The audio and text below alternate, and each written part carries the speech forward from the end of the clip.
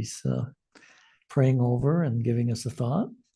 So Councilmember Barker, it's your decision. You can either give us a thought, an invocation, and then lead us in the Pledge of Allegiance. Yeah, I'll start off with an invocation, and thank goodness we have elections next week, so you don't have to hear from me again. Oh, maybe we'll have a midweek meeting. But yeah, I'll start with an invocation. Our dear Heavenly Father, we're grateful that we can meet tonight as North Ogden residents. We're grateful for all that thou hast blessed us with, and we're grateful that we can live in this city. Please bless us as a city council and mayor and staff tonight, that as we discuss the budget, that we'll be mindful of the residents and that we'll do what's best for the city and for the residents, and that we can come to a good consensus tonight. Bless us that we'll be guided by thy Spirit, and these things we say in the name of Jesus Christ. Amen. Amen.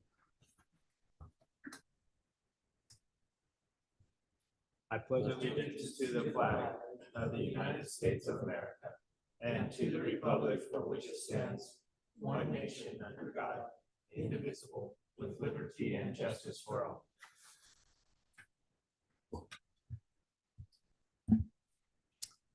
Thank you, Councilmember Barker. We appreciate that. Begin our meeting this evening by having a presentation by our victim advocate, Maria Cabrera. Thank you for coming, Maria. Hello. So as you guys know, I am VOCA funded. So part of my VOCA funding is giving a presentation of my services and what I've provided. So the presentation today is for quarters 1 and 2 of last year, which would have been July 1st to December, the end of December.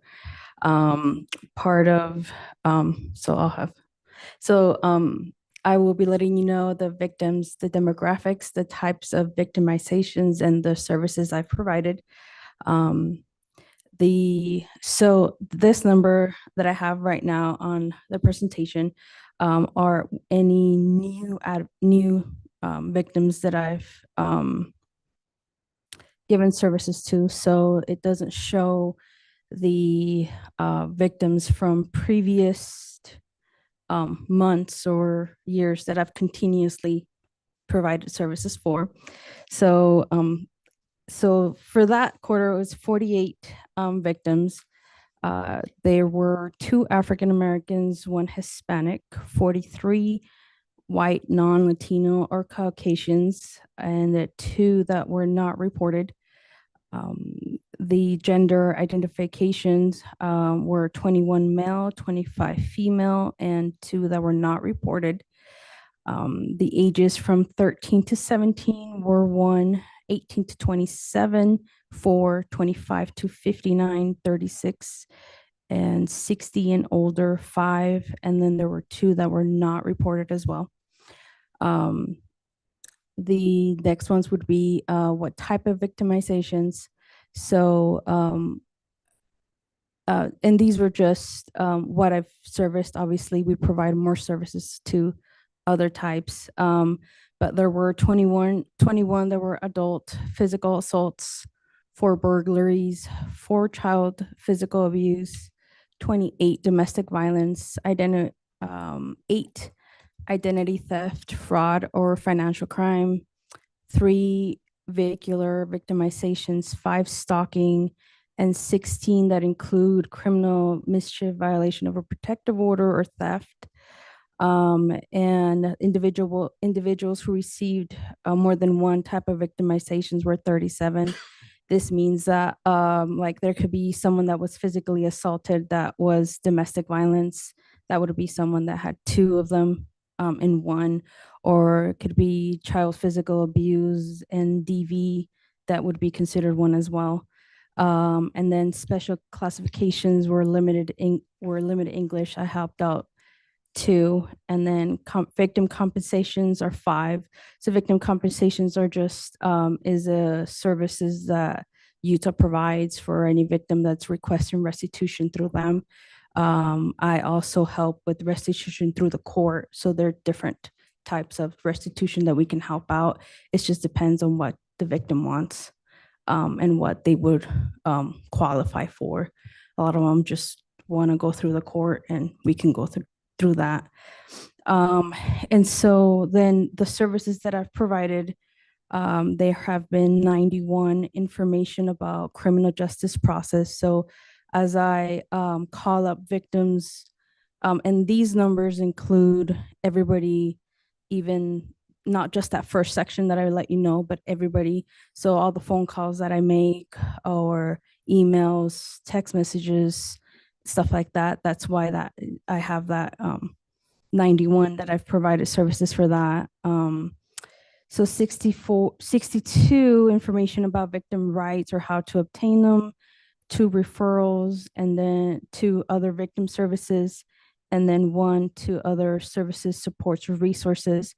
So with that, and those are like if I personally let them know, oh, you need to go to YCC, or that's what those numbers are. But usually our officers do that for me since the beginning of the cases. So they help out with that. They're great with that. So and then interpreter services were for 120 times notifications of criminal justice events. So these are me letting them know when court is, when to come in for protective order hearings, or if there's hearings for other courts like district court that I don't handle here. So I don't provide services for victims or for them here. They would be going to district court. That's what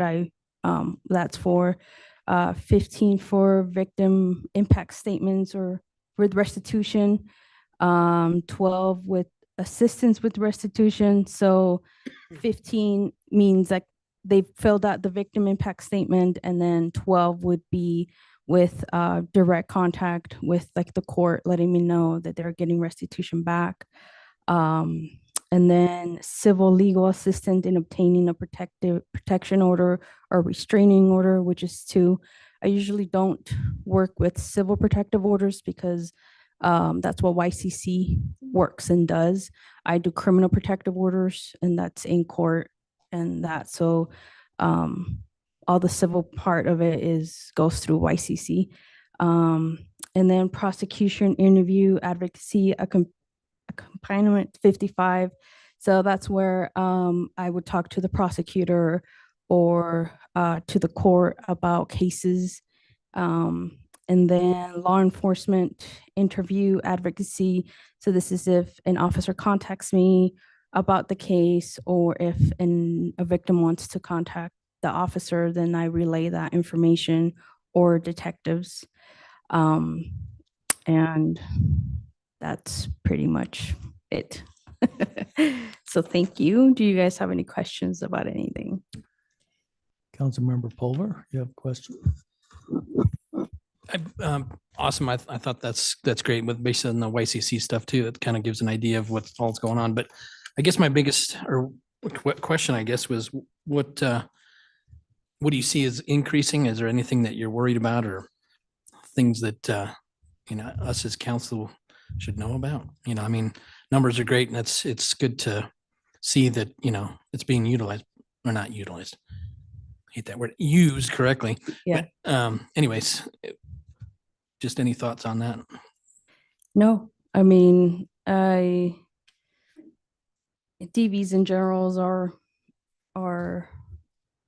staying. It's hard to say because sometimes there are cases where if we don't have,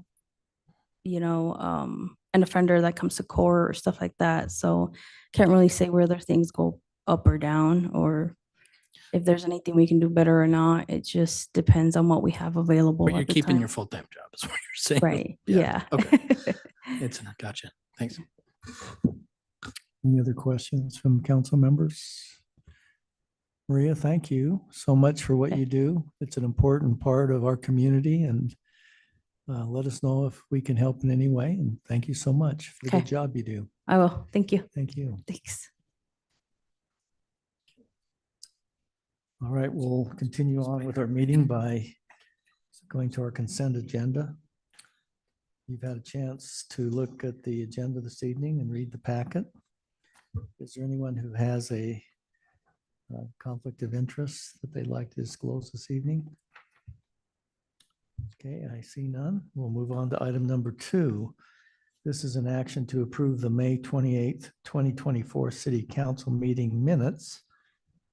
Before I seek a motion there, just so the public knows why there's no corrections taking place in the meetings generally like we used to, is Ryan came up, I think, with a good idea. She sends the meeting minutes out to the council and gives them a time period on which to respond. So those corrections are taking place prior to this meeting. And so that's why you're not seeing many things take place in this meeting. But with that, are there any questions before I seek a motion? I would then seek a motion to approve the May 14th, 2024 City Council meeting minutes. Is it May 14th or May 28th? Excuse me, this says to approve the May 14th, 2024. So the motion says May 14th, the action says May 28th. Which one is it? It's May 28th. Okay. Then I'd seek a motion to approve the May 28th City Council meeting minutes, which just shows they're even more timely than we used to have. So that's good. Do we have a motion? Mayor, I'll make a motion that we approve the May 28th minutes. Thank you, Councilmember Watson. Do we have a second to that motion? Second. Thank you, Councilmember Pulver. Any further discussion or comments? Seeing none, all in favor of the motion, please say aye. Aye. Are there any opposed? Motion passes unanimously. We'll now move on to our active agenda. At this point in time, we'll have public comments. Once again, just a reminder, if you could limit your comments to no more than 5 minutes and focus them on city business, it'd be appreciated. If you'd like to comment online, just raise your hand and John will let us know. And if you'd like to comment here in person, you can step up to the podium and you can give us your name and if you're a resident of North Ogden. So with that, we'll start with public comments.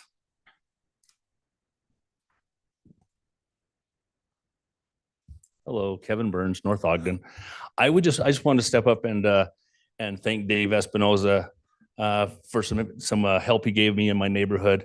I mentioned a problem to him in passing about a week or so ago, and within just a couple of days, he had someone calling me to resolve a problem with some signage, and it was really cool. And I just want to publicly say thank you, and just let y'all know that's the level of customer service we're all looking for. So thank you very much. Thank you, Mr. Burns. Anyone else present here tonight? I don't know, Dave, we're going to have to maybe widen these doors as it keeps up. All right, anyone else? Anyone online? John, I don't see anyone. Do you? Okay, thank you for your comment. We'll move on. Let's check with Mr. Call to see if Zoom is working. So YouTube has picture and sound, and there's 3 people watching on Zoom. I'm sending a link to the person that is apparently not having access, but I only know of one that is having issues right now. Okay. So I guess the answer is yes and almost. All right. We'll move on then to item number 4. And before we get there, we'll start our voting tonight on any issues that require a vote. We'll start with Mr. Severing. We'll come down to Councilmember Watson and Councilmember Dalpaz. We'll go to Councilmember Barker and wind up with Councilmember Pulver this evening. That'll be our voting this evening. Okay, we'll move on then to item number 4. This is in regards to ordinance 2024-13. This is a discussion that'll be led by Mr. Call, our city manager. And this is approving the fiscal year 2024-25 operating budget and corresponding tax rate that we have to get to the county so they can advertise if the council so deems to have a truth and taxation hearing. I believe that's due this week, towards the end of this week, so that has to be decided on this evening. So Mr. Call, if you would proceed. Thank you, Mayor. So, council, this is a follow-up from the discussion last week. And the real question for the group is, do you want to move forward with a truth and taxation? And if so, what percentage would you like? And obviously, there's some nuances to that discussion that the council can have on what would justify the direction you want to go or things like that. But the real question is, last week we talked about everything from accepting the county rate, which would actually be a decrease in the rate of 0.33%, holding the rate, or going up to, I think, as high as 9% for the truth and taxation process. So staff just needs to know which direction you want to go. And in the budget that was in the budget worksheet at the beginning of the ordinance, it identifies that tax rate. And that's why we need you to pass it, so that we can send that to the county for their official records and to start the process. Yes, I have a form in front of me given to me by our finance director that will require my signature this evening. And we have to identify the revenue we anticipate from property taxes, which will then result in the calculation of the tax rate. It'll be sent to the county and published. So as John said, our initial discussion in balancing the budget, there was a proposed 3% increase, or approximately $75,000 to balance the proposed budget that was presented. Since that time, there's been additional discussion. I think all of you are aware that this last week we received notice from our insurance carrier that our insurance premiums will be $120,000 higher than we're budgeted. People have probably seen their home insurance bill and their auto bill. We're not exempt from that, in addition to new assets that have been put on the books, since is the water tank and this building, and then additional things on our workers' comp, et cetera. So that was quite a surprise to us. Fortunately, that was offset to some degree by the growth factor from the RDA maturing and coming into the city. So council, it seems like to me the decision is based upon three things.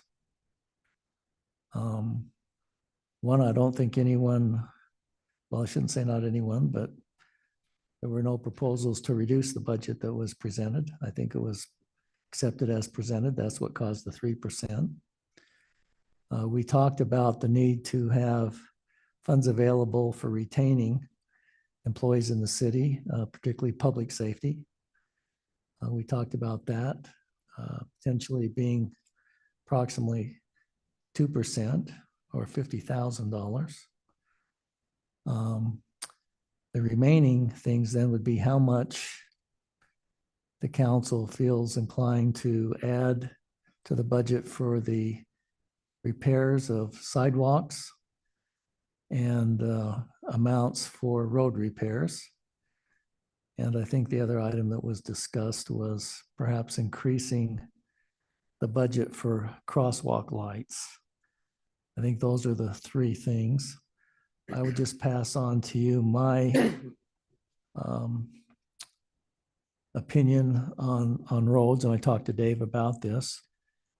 As I was meeting with Jamie today, I think there are other funds available that could be used to accomplish some of the road repairs while we're waiting to implement potential transportation utility fee.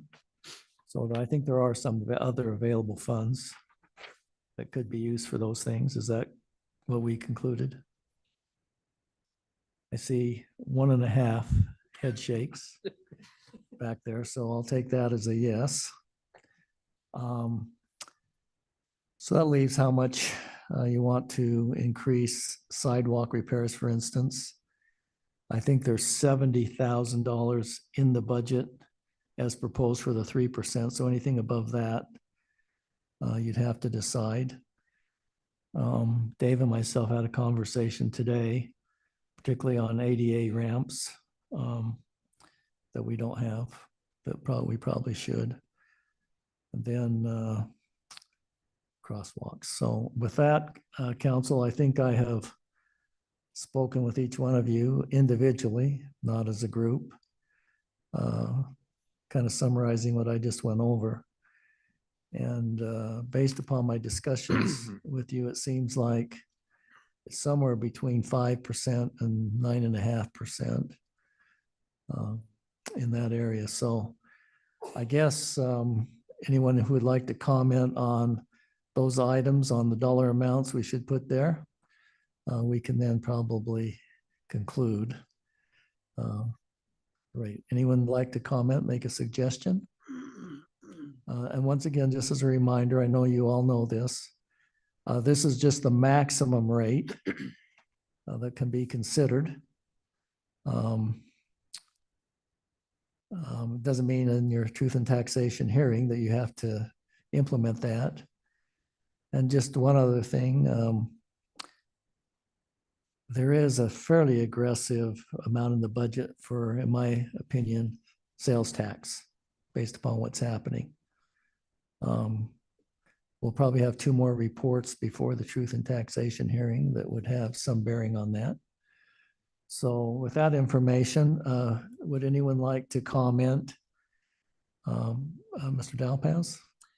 Yeah, one thing I just wanted to start with to point out is the last 2 sales tax reports that we will receive before truth and taxation. One thing that I pointed out to you in my email to you is, in my mind, there is a potential swing of between $80,000 in the negative direction or $120,000 in the positive direction. If we, for example, the worst months that we received in this year so far, in this fiscal year so far, the worst months were $40,000 less than budgeted. And so I just figure that's $80,000 that we would be in the negative there.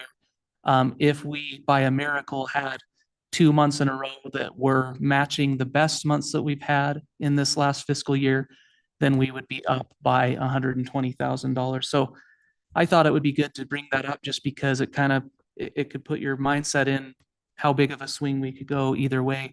I would guess that we're going to be somewhere in between there. It'd be really strange to be both months in the negative in a row or both in the positive in that direction, but just for some food for thought there. Thank you, Councilmember Dalpaz. Councilmember Pulver?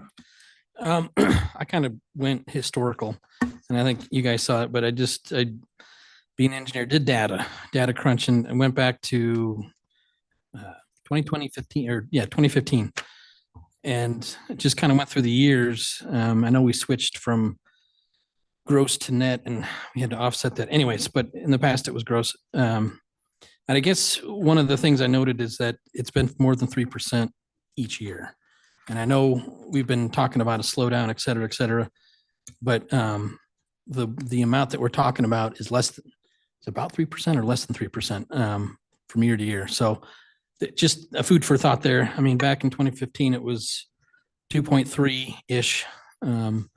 And now we're talking about 4.8 just in a 10-year, well, not even an 8-year swing. So, and I think part of the sales tax is the fact that population is growing and we have more stuff in the city that's getting sales tax. I don't know if that's swinging things or not. And not saying don't have a crystal ball. I don't know if the mayor does either, but so it's flat out guessing. And I agree with your statement that it's sketchy, but at the same time, looking at history, it's not too out of bounds, I guess that's what I'm trying to say. Yeah, we just don't know, right? It's the unknown. Because there, then in all those numbers, there was a pandemic in there too. Thank so. heavens to the legislature who passed the Main Street sales tax. And we're getting now sales tax on all the Amazon online Yes, purchases that are yep. delivered in our city. And I don't know if this trend has changed, Jamie. At one point in time, we were as high as 33% of our sales tax dollars coming from purchases in the city. It actually declined a little bit, got as low as 30%. So we do rely a lot on what happens outside of our city. I know the mayor from Sandy in a meeting I was in recently indicated he's concerned about what's happening with sales tax. But I would just point out the swing, unless it's a 2008 deal, there is adequate in the fund balance to deal with that. Not that we want to make that a regular occurrence, but that is there in the case of their swing either way. So, and in that said, I guess the other things that we were talking about, just wanted to go back and looked at, like we were talking about the insurance claim and the thing, with insurance going up, that, part of that was sidewalks. And so I'm kind of hard set on increasing the sidewalk budget by at least $100,000 because we're not going to make a dent in it. I mean, we are doing good things. The one sidewalk by the canal, yeah, with that's fixed now. So I mean, that's,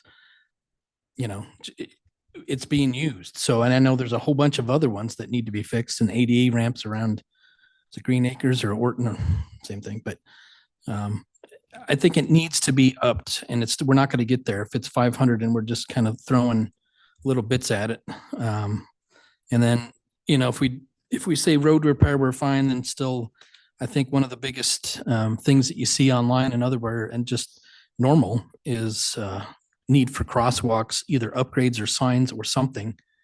And I think that's a pittance of $18,000, I think is something that we need. I know that's with the insurance claim or increase of 120 and then asking for more, we might be above 10% at this point, but I kind of leave that to the council or the rest of the folks to talk about. But I think if we keep the remaining, whatever that is, balance, don't put it into the capital improvement fund and just leave it as a contingency for any salary adjustments we need, I think that would cover the rest of it. So, yeah, which based upon my calculation, that's about 9.5%. Right. At that point in time. Let me just express my opinion on using money out of the capital projects fund. I'm of the opinion that we have an obligation to plan for the future. And Jamie has penciled that out for about 5 years with the commitments we have.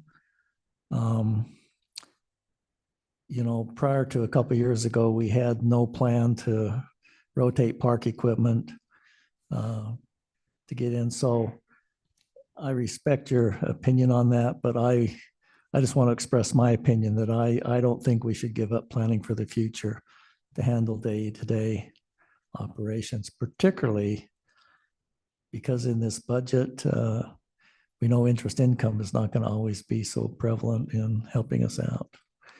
Just my opinion, not saying I'm right or wrong. It was just because there was another increment that we stuck in there because we still are putting something into the capital improvement plan. It was just that 66 something that was in the last, I don't know, budget that we were looking at that she had sent out.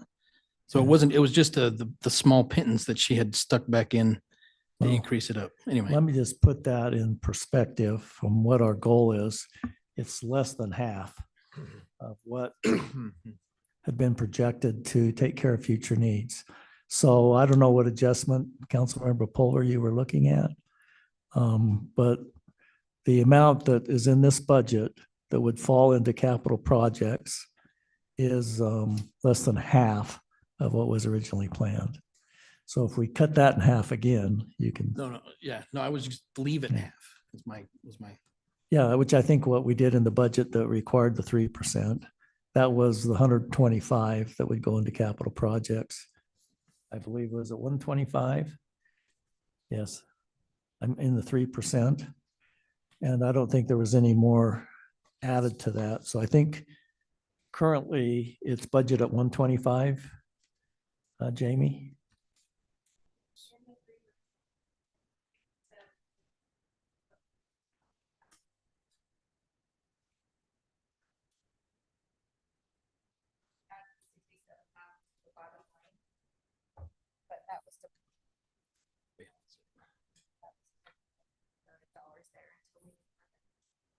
So are you telling me there's 190 in there now? If we stick with the 9% that was budgeted, it went from 125 to 245. Okay. I missed that, so thanks for pointing that out. Okay. So you could cut that back if you wanted. Okay, anyone else have a comment? Because I don't see where that was built. Was that built into the 3%? No, that's part of the 9%. See, because that doesn't calculate to me in the 9%, because started at 3, 2 for retention, 2%. That takes us to 7. And then we have We have the 100,000 for sidewalks, which is 4%, because every 1% is 100,000, right? So that gets me to 9% without any adjustment in capital projects. So I missed something somewhere. Because 3% was at 125. I think the original budget, was that correct? Yeah. So I'm just working from that. 2% for retention, which is about 50,000. 100,000 for sidewalks. That's 4%. That takes us to 9. roads.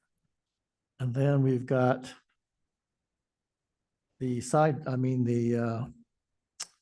roads, not the roads, the crosswalks.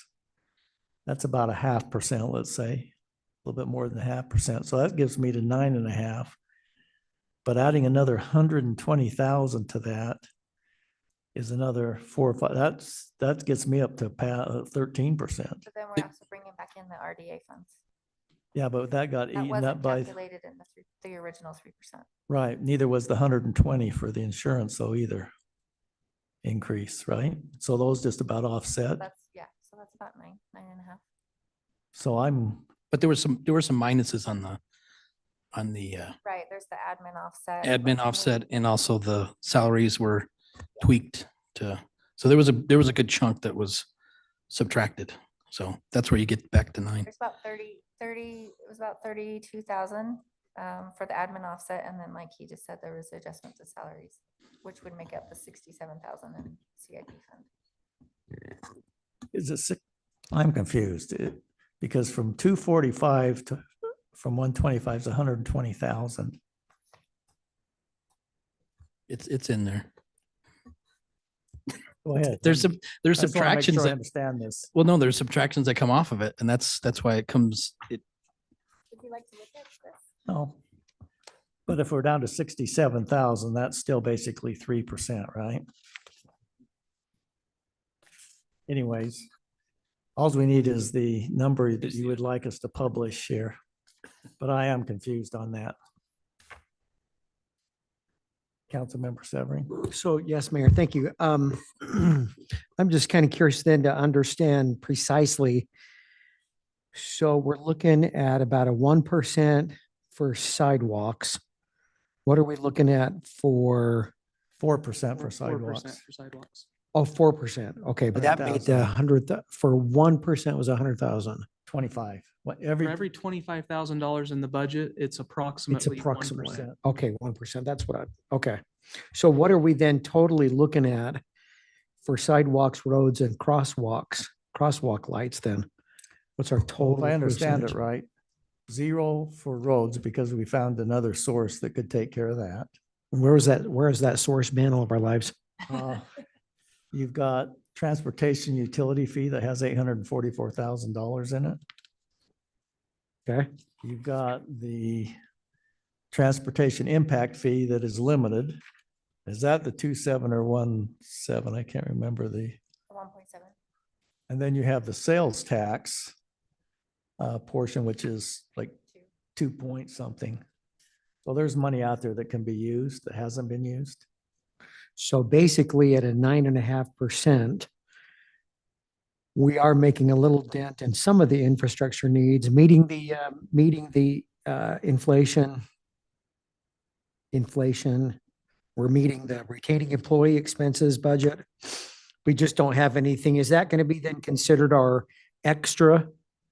Because our goal was to try to set aside enough by like maybe 2 or 3% so that we could really start preparing for the future. Are we Oh. doing that with this? Apparently, yeah, 240,000. 240,000. Apparently. I missed that, I guess.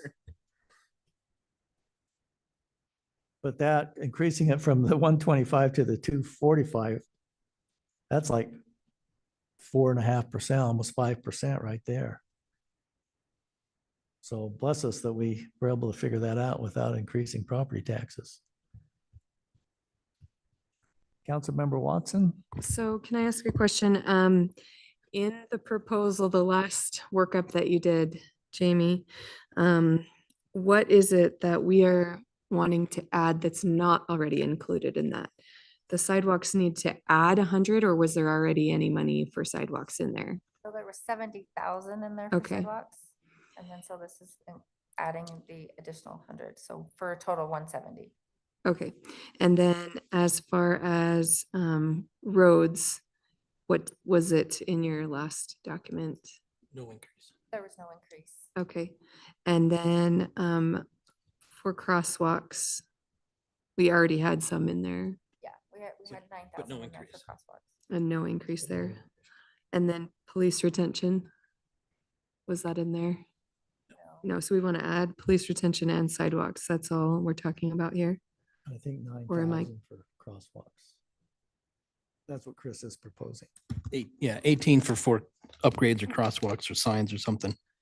Yeah, and then I still think well, anyways, you can, instead of putting the extra money back into we can still have 125, but the remaining out of the capital improvement, you can use as the salary contingency.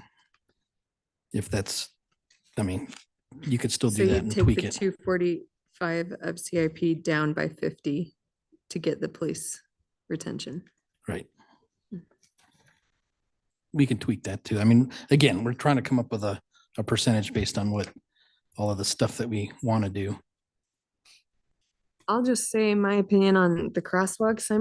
When I first heard that, I was assuming that it was going towards schools and children and having it be the flashing signs instead makes me feel more like it's a little bit of a luxury and not necessarily an emergency. So I don't know if we do those a little bit more gradually since it's a little bit less of an emergency. Just my thought on the crosswalks.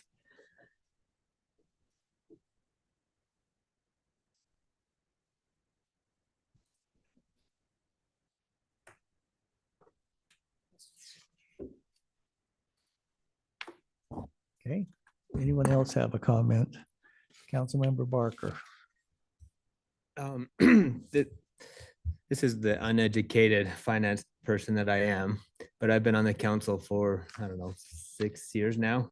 And in those 6 years, we've heard every year that sales tax is gonna plummet and that we're going into a hole. And sometimes, I mean, some years we have, but what I've learned with budgets and from our staff and also working with the fire department budget, we're assuming all things are gonna stay equal with our budget if sales tax goes down. I've learned that our staff is really good. If revenues start decreasing, they're not going and spending everything that they have in their budget. They'll reduce some of their expenses as well. I hope I'm speaking correctly, because it seems every year we get here and we're like, we have excess in the general fund, we need to transfer to the capital improvement fund, which is a good thing. But so I don't want to say I'm not planning on a recession in sales tax or that I'm not that worried, but I'm kind of not that worried because our staff is so good of managing their budgets that if we do have a decrease, they're not going to spend their whole budget in July of this coming year. On that note, this is my opinion. I think we need a 3% increase in sales tax to balance our budget. I'm in favor of the $50,000 for the retention, and then the additional 4% up to 9%. So this would be a 9% raise, and that'll go to sidewalks, streets, and crosswalks. However, staff wants to divvy that money out.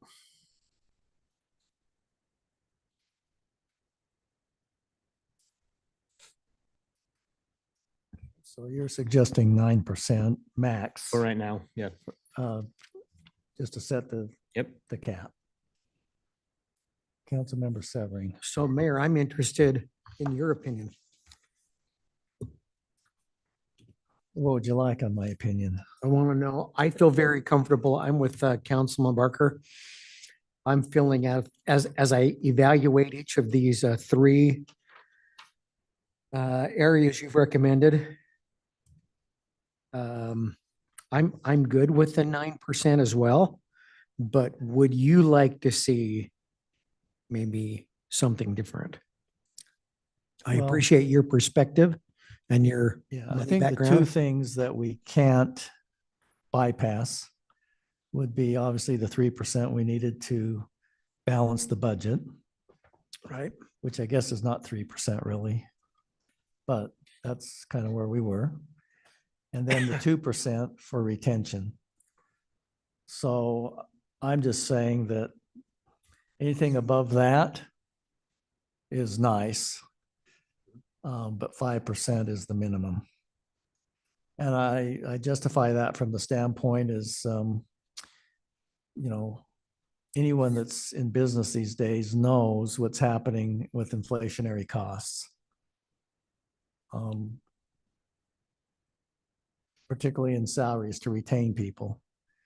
And I think we have a policy that's prudent in paying the market rate for our team members. That alone, and John can refresh my memory, but I think salaries in the city are what are they, John? The average. No, the total dollar amount. Oh, yeah, it's like 4.6, 4.7. So, and then you add benefits on top of that, which is about at least 30%. So you're talking about $6 million and you have a 3% increase in that, which is not exorbitant. That's 180 grand right there. And I think, so the justification at 5%, I think is acceptable. Anything over that, it's nice. And I believe you've heard me say before, kicking things down the road ends up costing you more. And we know we have a sidewalk problem. So it's just how much you want to dig into that problem. But I'm saying, 5% your minimum. But I am not in favor of going double digit because I don't think it's necessary. So one more question, please. Mhm. So with this $120,000 surprise this last week, something Councilman Dalpaz would call a gotcha, right? A gotcha. So is the 125,000 coming back from RDA, is that going to cover that? Have we got enough to budget with this 9% to cover that 120,000 for next year? We've got it. Well, we think it could even be more next year. I mean, we've got the quote for the next fiscal year, but thereafter we're anticipating, based upon injuries we've had in the city, that our workers' comp will go up. Insurance rates just seem to be increasing, but we do have enough to cover the fiscal year 2025. So you're not recommending a double digit, but 9.5 would be a good place. I think that's the ceiling that I Okay. think that is still substantially above inflation. I think the budget committee and Mr. Call have both expressed the fact that it's better to kind of stay on top of things with smaller increases than larger increases. Somebody told me, I can't remember if it was you, Councilmember Barker, that a neighboring city just is talking about 25%. Was that you that told me that? I thought you told me that, but. I thought you told me that, so it must John is be, shaking his Sure, I'll- head. it must be a rumor then. John is shaking his head. The Dave and the Public Works Director over there talked about 25% in Harrisville. Yeah. So, you know, things continue to increase, but, you know, I think your 5%, anything above that it's not being flamboyant by any means. It's, I think, part of keeping our community safe and complying with things that are important. So if I understand it at this point in time, just to move the meeting along, and shortly happy to answer any other questions, is you were talking about 9.5% maximum. That's what we would advertise for the truth and taxation. And based upon sales tax reports that come in, you have that option to reduce that. Or you can employ what Councilmember Pulver said, reduce the amount that's being put away for future needs in the city. That's probably the accordion there. It's still a good number. It's not a bad number. But that surely could be addressed at that point too, because at this point in time, we're still talking about 245. Because the 50,000 for retention is based in the 9.5. So what other questions before I seek a motion? Go ahead, Councilmember Dowpass. I feel good about 9%. I don't feel good about myself paying for a property tax increase. I don't. But it seems like 9% is the number. And in my mind, the way that I'm looking at it is within 2 months with our next reports, sales tax reports, we're going to know. My hope is that those reports come in excellent, and that by the time truth and taxation comes through, we're going to be asking for about 5%. But I feel good about a 9% cap that we just advertise that we have to get out there. And it really is just going to fluctuate the amount of sidewalks that get to be done, depending on where we end up in the end. And just to clarify, this budget at 3% included about 150,000 or a little over 3% that historically has happened. So we're anticipating that we'll collect $150,000 more in sales tax next year than this year. So we are hoping for good reports in the budget. Just wanted to throw out that reminder. Councilmember Severing. Mayor, I think I would just say at this point, I would like to recommend, from my personal opinion, the 9.5%, because that gets us at least to past the next few months. We get to truth and taxation. We'll have the information on sales tax, but I'd like to see it, our cap be 9.5. Or 9.5, excuse me. No, 9.5. All right. Is that in the form of a motion, Councilmember Severing? Would you like it to be? Yes, I would like it to be. And do you want me to if I could include just then? point out something before you make your motion. Okay. I think it's important that, just remember that property tax is all committed to public safety. What this does is reduces the amount of sales tax that is used to supplement the operating budget. So I think it would be important for the citizens to know, if we go to the 9.5% in truth and taxation, what that money is for specifically.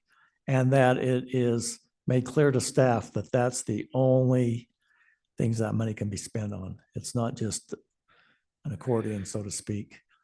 So proceed with your motion there, Councilmember Severing. Well, thank you. And I hope the citizens realize not one of us likes to have the responsibility to increasing taxes, but I think for me, that extra 0.5% makes, can make a difference. Doesn't mean we have to go to 9.5%. It just means it gives us that option. If So we'll advertise. with yes. that in mind, I move that we approve ordinance 2024-13, approving the fiscal year 24-25 operating budget with a tax rate potential at 9.5%. That would be the tax rate. Oh, excuse me. What do you want me to say The then? tax rate up there is, Green. Oh, in green? have you got, yeah, it'd be Yep, it's right here. 0.001307. Okay, so I You amend just- that the new tax rate would be 0.001307. Okay, thank you. Is that sufficient, Anticipating Jamie? revenue of 2,934,000. Thank you. Do we have a second to that motion? Second. We have a second by Councilmember Dowpaz. Is there any further discussion on this Did- motion? Did we need to specify what we were talking about? I don't think so. I think that'll come in the truth and taxation, Councilmember Pulver. I think the council has a pretty good idea what we're talking about, but I think that would be part of the presentation at truth and taxation. Councilmember Watson, yes. Well, somewhat related here, but since we had a comment at the last meeting suggesting this, it's been on my mind. The stipend that goes to city council members hasn't been increased in quite some time. And just as a new city council member, I feel like the commitment, the time commitment that I put into this is way more than what I expected going in. And I would hate for city council and that service to become a burden on families for me or for anyone here or for anyone in the future. And like I said, it's probably triple the time commitment that I expected. And I'm just worried that those sacrifices, should they become too great, that the time invested, the commitment level would decrease. And I think it's for the betterment of the city that this is a service that feels like a duty rather than a burden. And that being said, I would be a proponent of increasing that stipend amount, which is currently 5,000, or sorry, 5,000, wouldn't that be great? 500 a month. And for city council members, is it 1,200 or what is it for the mayor? Anyway, that The mayor's 12,000 a year. yeah, 12,000 a year. So that doesn't need to come out of this motion and this budget. There's been a suggestion made that there can be a stipend made to RDA members. And so that would not be under this budget and this discussion, and it wouldn't change any numbers. But I just wanted to throw that out there before this was sealed away to see if anyone else had any thoughts on that. Okay, may I ask Mr. Call? Is that something the RDA funds can be used for? I think I've seen other cities do that. Yeah, so any board technically by motion of the council, and in this case, it'd be board, and then the council could authorize a stipend for the RDA board.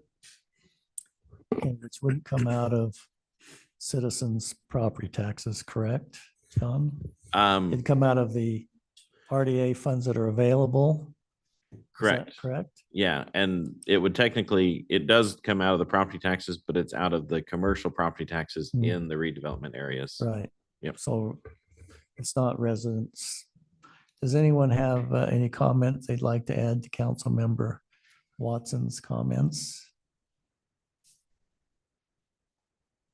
Okay, that's surely on the table. Councilmember Dowpaz? Well, I'll dare to back up Councilwoman Watson. It's not a fun thing to talk about your own wages for one thing, but I think it would be okay for me. Okay. I'd like to see research on it because, I think, was it Phil Swanson, I think said it? I have no idea. I tried to look back in history and there was a ginormous amount it doesn't split it out. It just has legislative something anyway. Wages, yeah. And it was a ginormous amount many years ago. And I don't know why, but Well, So maybe, I mean, researching and looking to see what it was or when Yeah. when the last time it was. I'll save you Would some know. time. Okay. That was under your term ginormous because the city had a full-time mayor.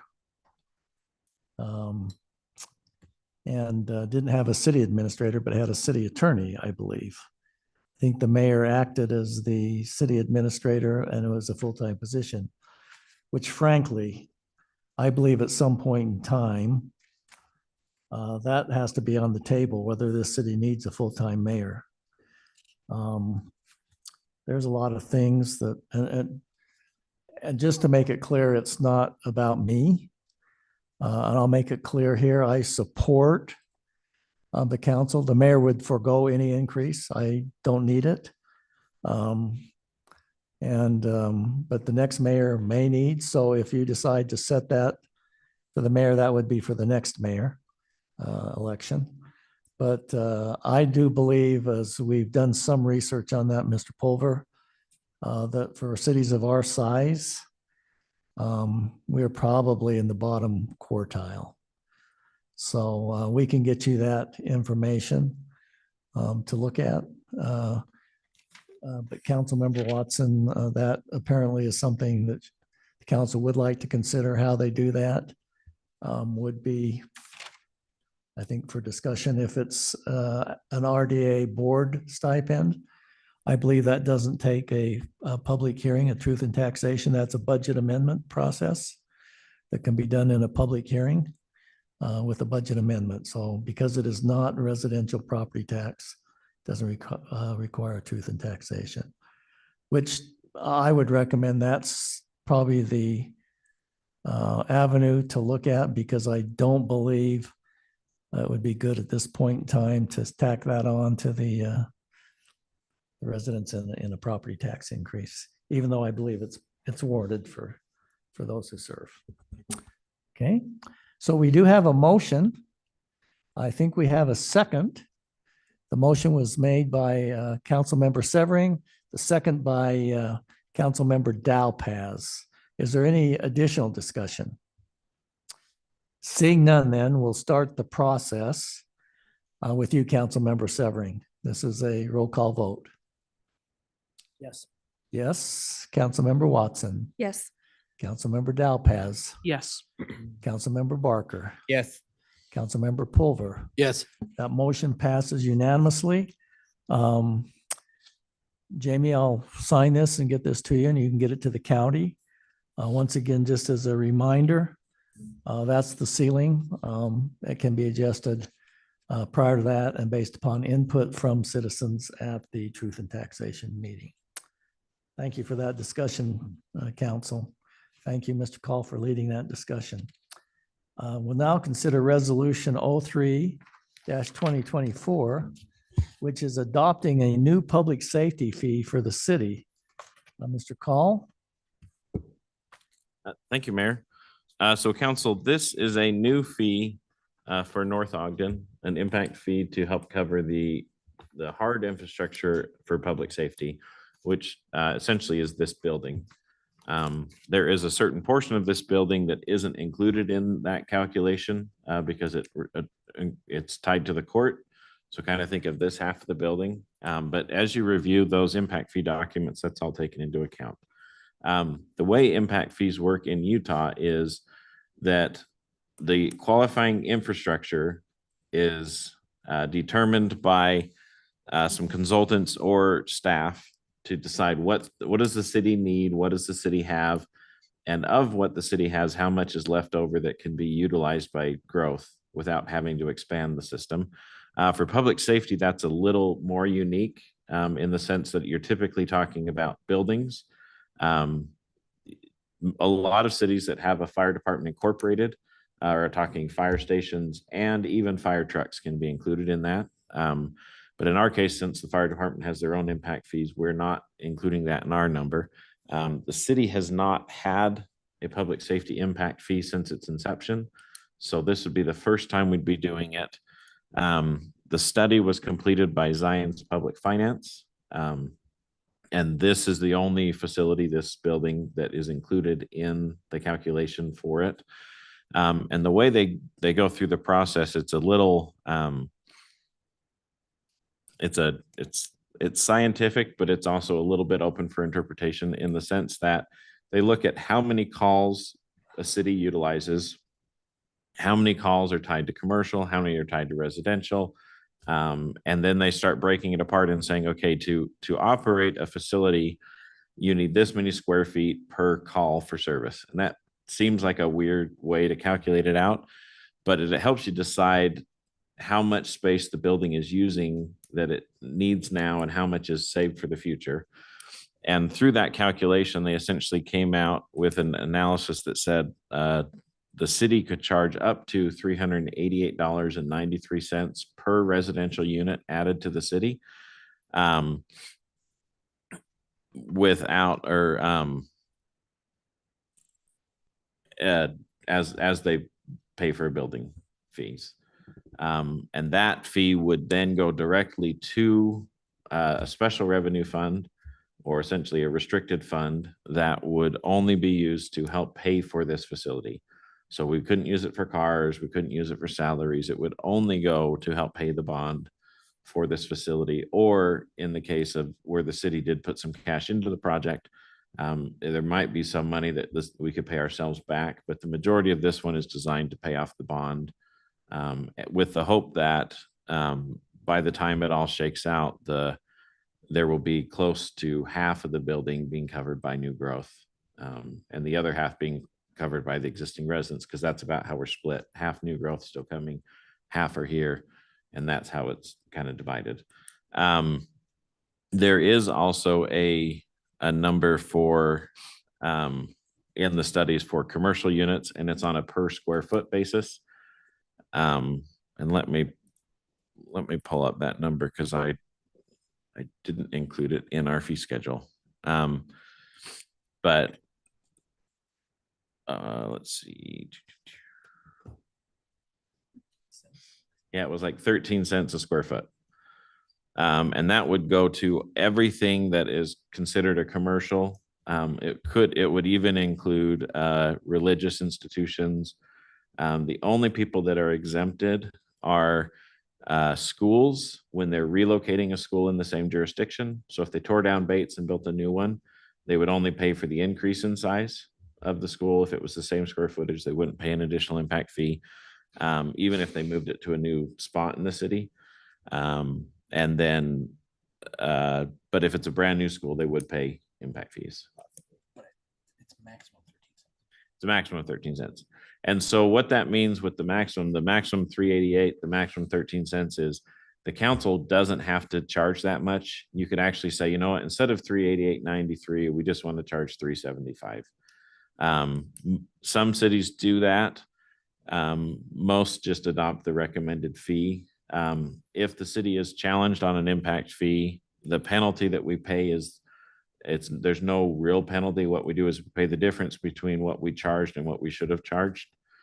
So it's fairly benign to cities. One thing though that is important to note, and it's more important for the next one when we talk parks, is that the increase is substantial in parks. And there are some reasons why, and it's justified, but impact fees are one of the largest things that people pay for when they pull their permit. You know, they'll spend $22,000, $23,000 on a building permit, and 16 or 17 of it currently are impact fees. And so it's a lot of money. And the way this process works is tonight you'll hold a public hearing. Anytime after the hearing's over, so tonight or another time, you could pass a resolution adopting the fees, and then they would go into effect in 90 days at the earliest.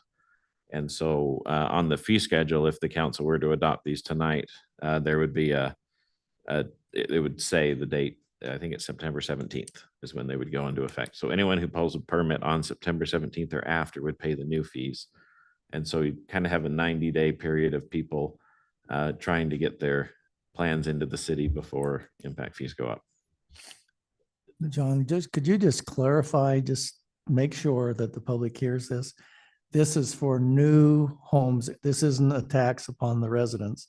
This is the effect of having more homes in the city and having to have public safety of this nature and parks. So this is not a tax on the residents. Yes, correct. And Mayor. could you emphasize too, your estimate of how much this would generate based upon historical growth in the city? So for this fee, we expect to get another 7,000 units in the city, just based on the estimated numbers that we've, over the next 30, 40 years. So that would be another $3 to $4 million, depending. This fee is actually designed, it will come back to every year with an escalation. Because it's tied to debt, if we get the money now, the net present value of that money is worth more now than it is next year. And so every year it'll go up by $5 or $6 to offset those interest things. And that's built into the impact fee analysis document. What questions do you have, counsel, of Mr. Call on this fee? And as he indicated, it is an impact fee, can only be used for certain things. But if it's used for bond payment, it does free up money in the general fund to grow the police force, et cetera. But it can't specifically be used for that. It's used to pay the bond. Any questions from Mr. Call? We have a motion then on a public hearing, excuse me. First of all, before I seek a motion, I'd like to open the public hearing. See if we have any comments on the fee. Anyone online, John? No raised hands. No raised hands. Short public hearing. I'd have seek a motion to close the public hearing. So moved. Thank you, Councilmember Second. Severing. Thank you, Councilmember Pulver. Any other comments or concerns? All in favor then of closing the public hearing, please say aye. Aye. Aye. Okay, public hearing is closed. So now I would look for a motion to approve resolution 03-2024, which is adopting a public safety fee for the city council members. For the city. I'd seek that from a council member and the amount that you'd like to collect based upon John's comments. So if you can include that in your motion, I'd appreciate it. Mayor, I move that we approve ordinance 03-2024. Resolution. Resolution. Resolution 03-2024, which is a public safety fee for those that are building a new residence in North Ogden. And that proposed fee is $388.93 per residential unit. Okay, we have a motion by Councilmember Delpas. Second. We also need to include the commercial at Oh, 13 and cents. also in addition, 13 cents per non-residential square foot. That was max. Isn't it max, not square foot? No. It's per square foot. No, because I thought, 13 cents per square foot. Did you want to check on that, Councilmember Pulver? I thought it said in the, oops, I'm on the park one. Wasn't that in the same thing right next to the, because the square foot was like 0.0002, wasn't it?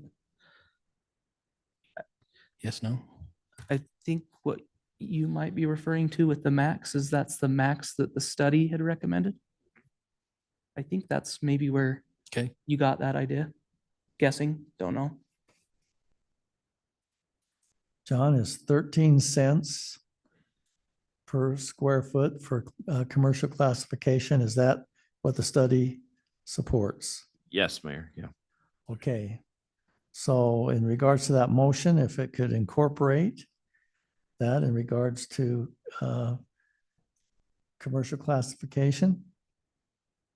Yeah, I added it, but let me just redo it just so we're Yeah, clear. let's- So I move that we approve resolution 03-2024, which is a public safety fee, which will instate a fee of $388.93 per residential unit and a 13 cents per non-residential square foot price for commercial.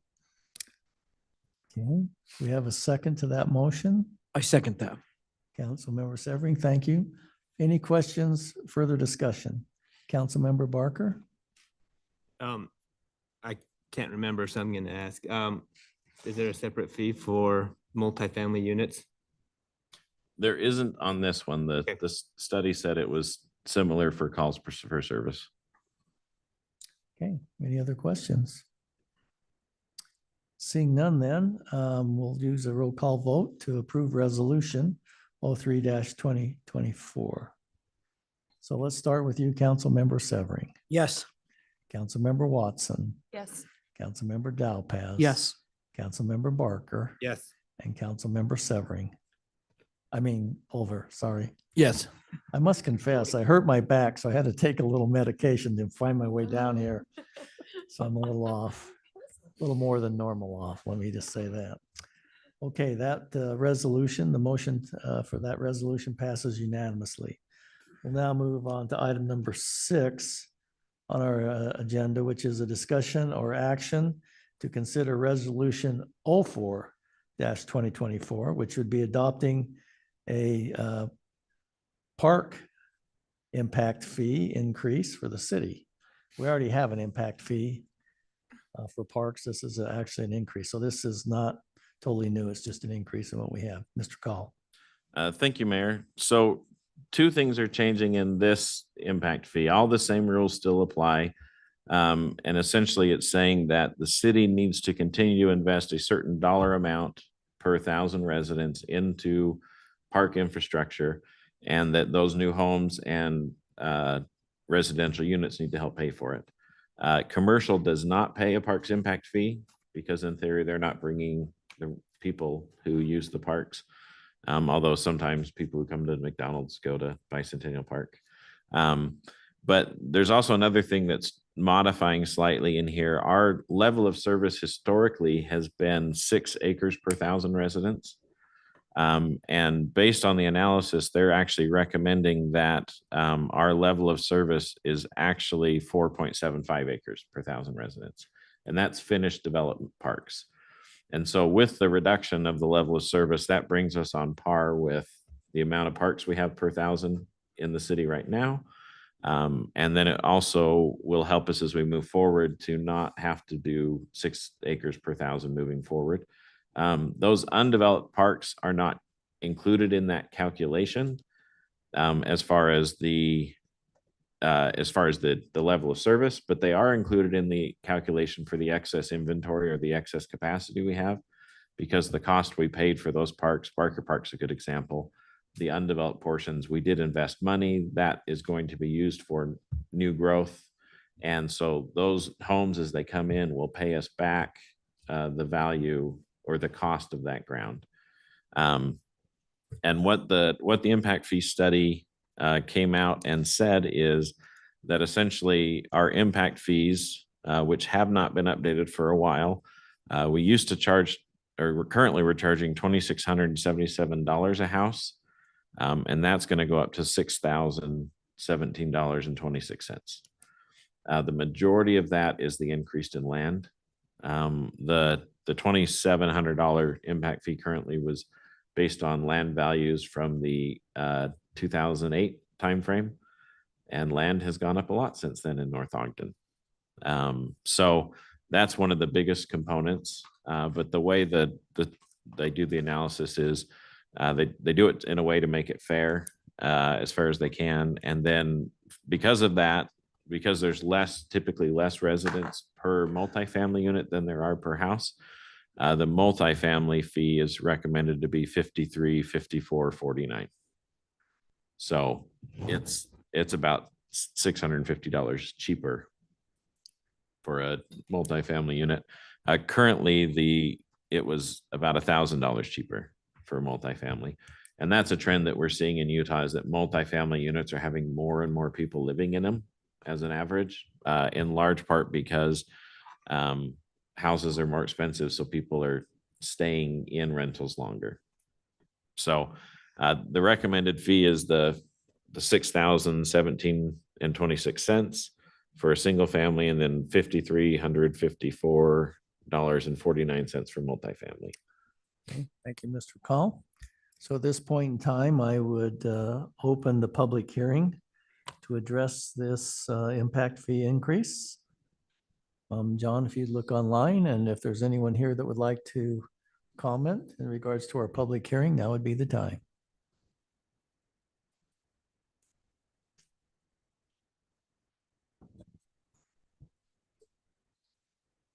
Kevin Burns, North Ogden. Just wondering if we can get an explanation on how that impact fee works between the it's something just cleared up a little bit for the multi-family housing and the single family homes. Is that like per door or per building, or is that how that is? Is that how that's measured? So it's $5,300 Per door. Okay, just looking for that clarification. Thank you.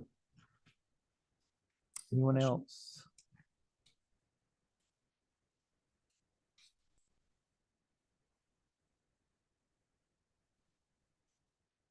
Brenda Ashton, I live in North Ogden. Would you believe from there to here? I remember. In the agenda packet, it says parks impact fee or parks and trail impact fee. Are they two separate things? Will this cover both? Does it need to state that this will cover parks and trails? Thank you, Brenda. Mr. Call, would you like to answer that question? So it does include trails. In the way they did their analysis, they evaluated the trails and particularly the developed trails the city has put in and been involved in.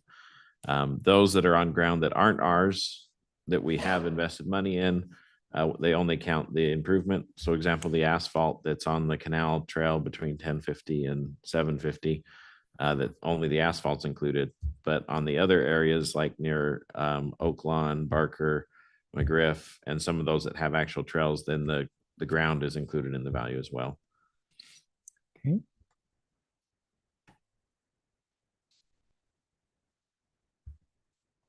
Sandy Cochran, North Ogden. I'm just wondering how you take into account, or if you take into account at all, the new developments where you've asked the developer to put in parks and playgrounds and those types of things. And as much as we've been talking about affordable housing in North Ogden, this sure as heck isn't going to help that situation at all. Okay. So council, in the state code, we are required that if a developer dedicates what's called an offsite improvement, meaning an improvement outside of their development, or that serves a group outside of their development, then we are required to offset the impact fees. In some of the subdivisions and developments we've done, we've outlined that in the development agreement that the stuff that's being required of them for open space is not impact fee. It's not an offsite improvement, so it wouldn't qualify as a waiver.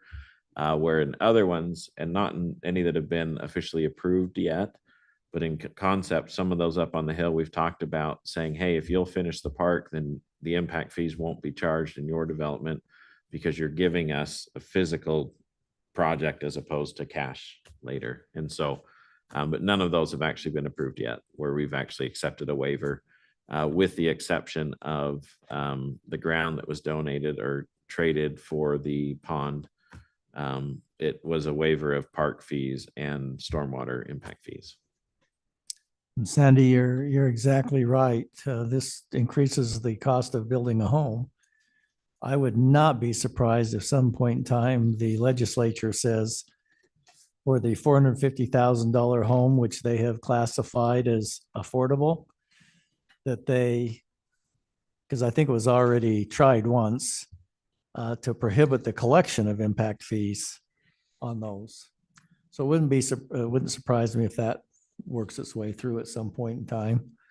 But that just puts a bigger burden on the rest of the residents. It's kind of I guess, a hidden subsidy tax in my mind, because nothing is free. So, okay, is there anyone else that would like to comment during our public hearing, or anyone online? Okay, then I would look for a motion to close the public hearing. So moved. Thank you, Councilmember Severing. A second. Thank you, Councilmember Watson. All in favor of closing the public hearing, please say aye. Aye. Okay, any opposed? Motion passes unanimously. All right, so at this point in time then, council, I would look for a motion. This is in regards to resolution 04-2024. I would look for a motion to approve that resolution, which is adopting the new park impact fee for the city. Do we have such a motion? Can I ask a question first? Sure, you can ask the question during discussion time, Okay. whichever one you feel good about. It's something on the report itself, so I don't know. Okay, go ahead. Well, I just was looking at the population growth percentage. I mean, they only have 3,000 people between now and 2032. And I thought, you know, in the other one, they had 1,000 households in that same time frame. So I was just scratching my head. It didn't make sense to me that we only have 3,000 people coming in between now and 2023 or 32. So I don't know. It seems low is what I guess is what I'm saying. So the average household size is getting pretty close to that 3.5, 3.7. So 1,000 households is about the same as 3,700 residents. But I can ask them to double check on that. It just seemed low because I think I was doing anyway. And I guess LOS, I forgot to ask that before, but LOS on the other report was level of service. Okay. Yeah. And I guess the other thing is we have to have a plan for where to put all these new things that are actually flat, I assume. They're not always flat. Okay. So But- pickleball's uphill and downhill, right? Yeah, but the two that we're starting with first. So we have 3 more coming. But the 2 we're dealing with first are very much infrastructure needs to be built, and here's maybe some ideas. But when we get to the water, sewer, and stormwater, we'll actually say, here's where we need to put pipe in. Because when these houses come in, we'll need bigger pipes to handle their stormwater runoff. So the next one will be more engineering minded because this is what we need and where we need it. Okay. Well, Sorry. you'll be happy on that, won't you, Councilmember Pulver, when we get to the engineered ones? All right. Any other comments? Good comments? All right. Then I would still seek the motion as I outlined previously. Someone like to make Give that it a motion? try. All right, I want to make a motion that we approve resolution 04-2024, adopting the new parks fee, including an impact fee of $6,017 per single family home and $5,354 per multifamily unit. Okay, thank you. Second. Second by Councilmember Pulver. Is there any further questions? Councilmember Barker. Are we leaving those fees at straight dollar amounts, or did you want to include the cents? It wasn't on my Oh. page. Do you want me to say it?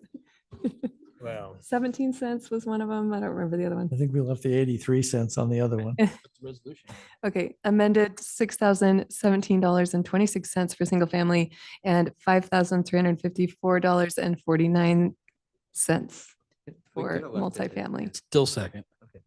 Okay, still seconded. Any other discussions or comments? All right, we'll take a roll call vote on this. We'll start with Councilmember Severing, Yes. Councilmember Watson, Yes. Councilmember Dowpaz, Yes. Councilmember Barker, yes. Councilmember Pulver. Yes. Motion passes unanimously. We'll now move on to item number 7 on our agenda this evening, which is a discussion or action to consider resolution 06-2024, which is amending the consolidated fee schedule. We have with us this evening our finance director, Miss Jamie Jones. She will address this issue, and it's in regards to, once again, resolution 06-2024. Jamie? Thanks, Mayor. So we had quite a bit of discussion. Schedule. So stop me if you have questions.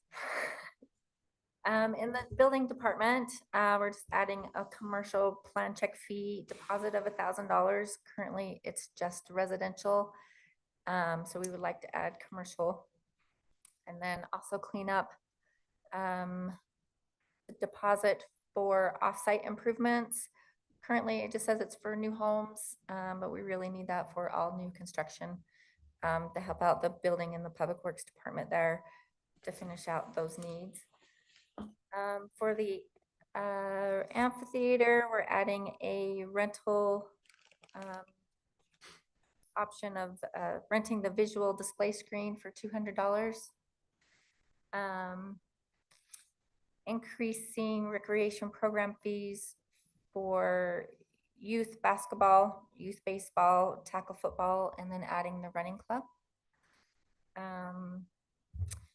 In public safety, adding a missionary clearance letter of $5 and then making all fingerprints requests $15. Currently, it's $5 for residential and $10 for non, I believe. Is that right? But just making that $15 per card. I want to skip culinary water for right now. Let's jump to solid waste. That's increasing the base rate of $1.83. This coincides with the budget that was tentatively, or operating budget that was just adopted. And then increasing impact fees. We have one for the Central Weber Sewer Improvement District. They raised their fee from $26.31 to $35.37, and that starts July 1st. That's really just a pass through for us. And then the parks impact fee and the public safety impact fee that was just adopted tonight. And then, John, did you include that 13-cent square feet? Okay, you did. Thank you for doing that. And then I will ask John to step in. We need to talk about the culinary water base rate. Last week we had a discussion. It was in the budget to increase the base rate fee for the water of $3.73.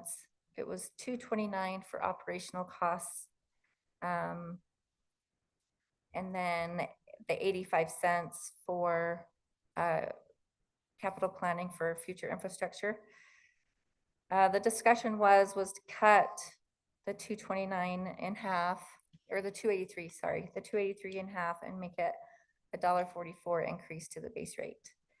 And then the other $1.44 was to go to the tier rates. And I believe Dave has done some analysis on what the tier rates would look like. John. So Dave put all these numbers together. So if they're right, it's his fault. But he looked at May and said that in that month of our of the number of meters we have, almost 3,500 of them, which is almost half of the city, used less than 3,000 gallons. And we're suggesting that they not see an increase in their rate. So they would stay the same at the $1.81. And then we used to jump from 3,000 to 6,000 gallons is when we would then raise the rate. And we're suggesting that we start at 3,000. So from 3,000 to 6, there would be a $1 increase, which would affect about 35% of our residents and businesses. Well, businesses are a little bit of a side note. Commercial users pay basically a flat rate because they're all in the lower part of the city that there's not pumping and some other things involved there. We have about 11% of our accounts that use between 7,000 and 9,000 gallons. So they would go up another $1 to $3.81 a gallon or 1,000 gallons. And then you can see we start getting to really low numbers. And these that are over the 10,000 range are most of our commercial users, and they pay a commercial rate. So they wouldn't be charged the 481, the 724, the 1155, unless the council wanted to amend the commercial rates, but that's not what we're recommending right now. But so essentially what we've done is we've taken we used to just have 3 categories, 0 to 6, 6 to 12, and then over 12. And now we're talking about saying we're going to divide it into more categories with higher rates as you use more gallons.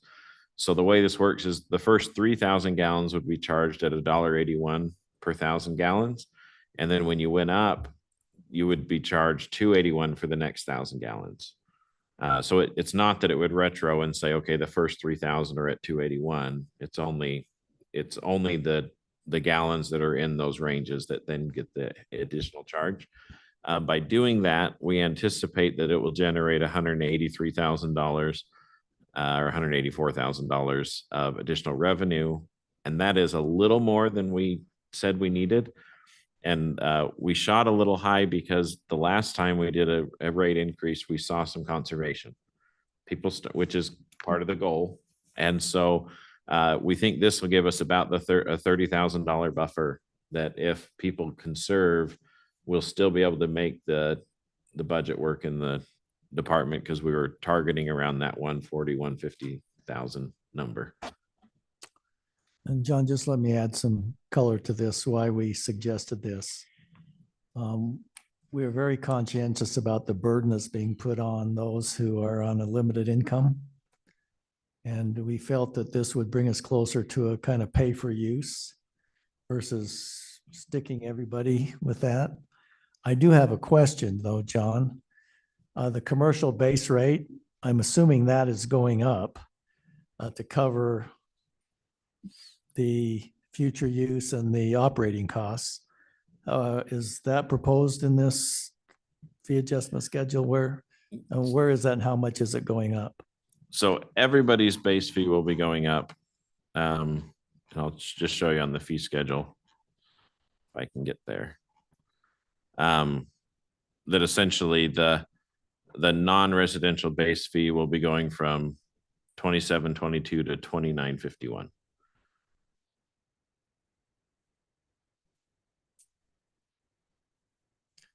So let me just, in my mind here, that's working at about half. So the base fee for a resident is going up what percent? It's going up $2.44. And the previous base fee was what? Oh, $19.62. So what percent is it? I guess my question is the commercial going up the same percentage? Yes.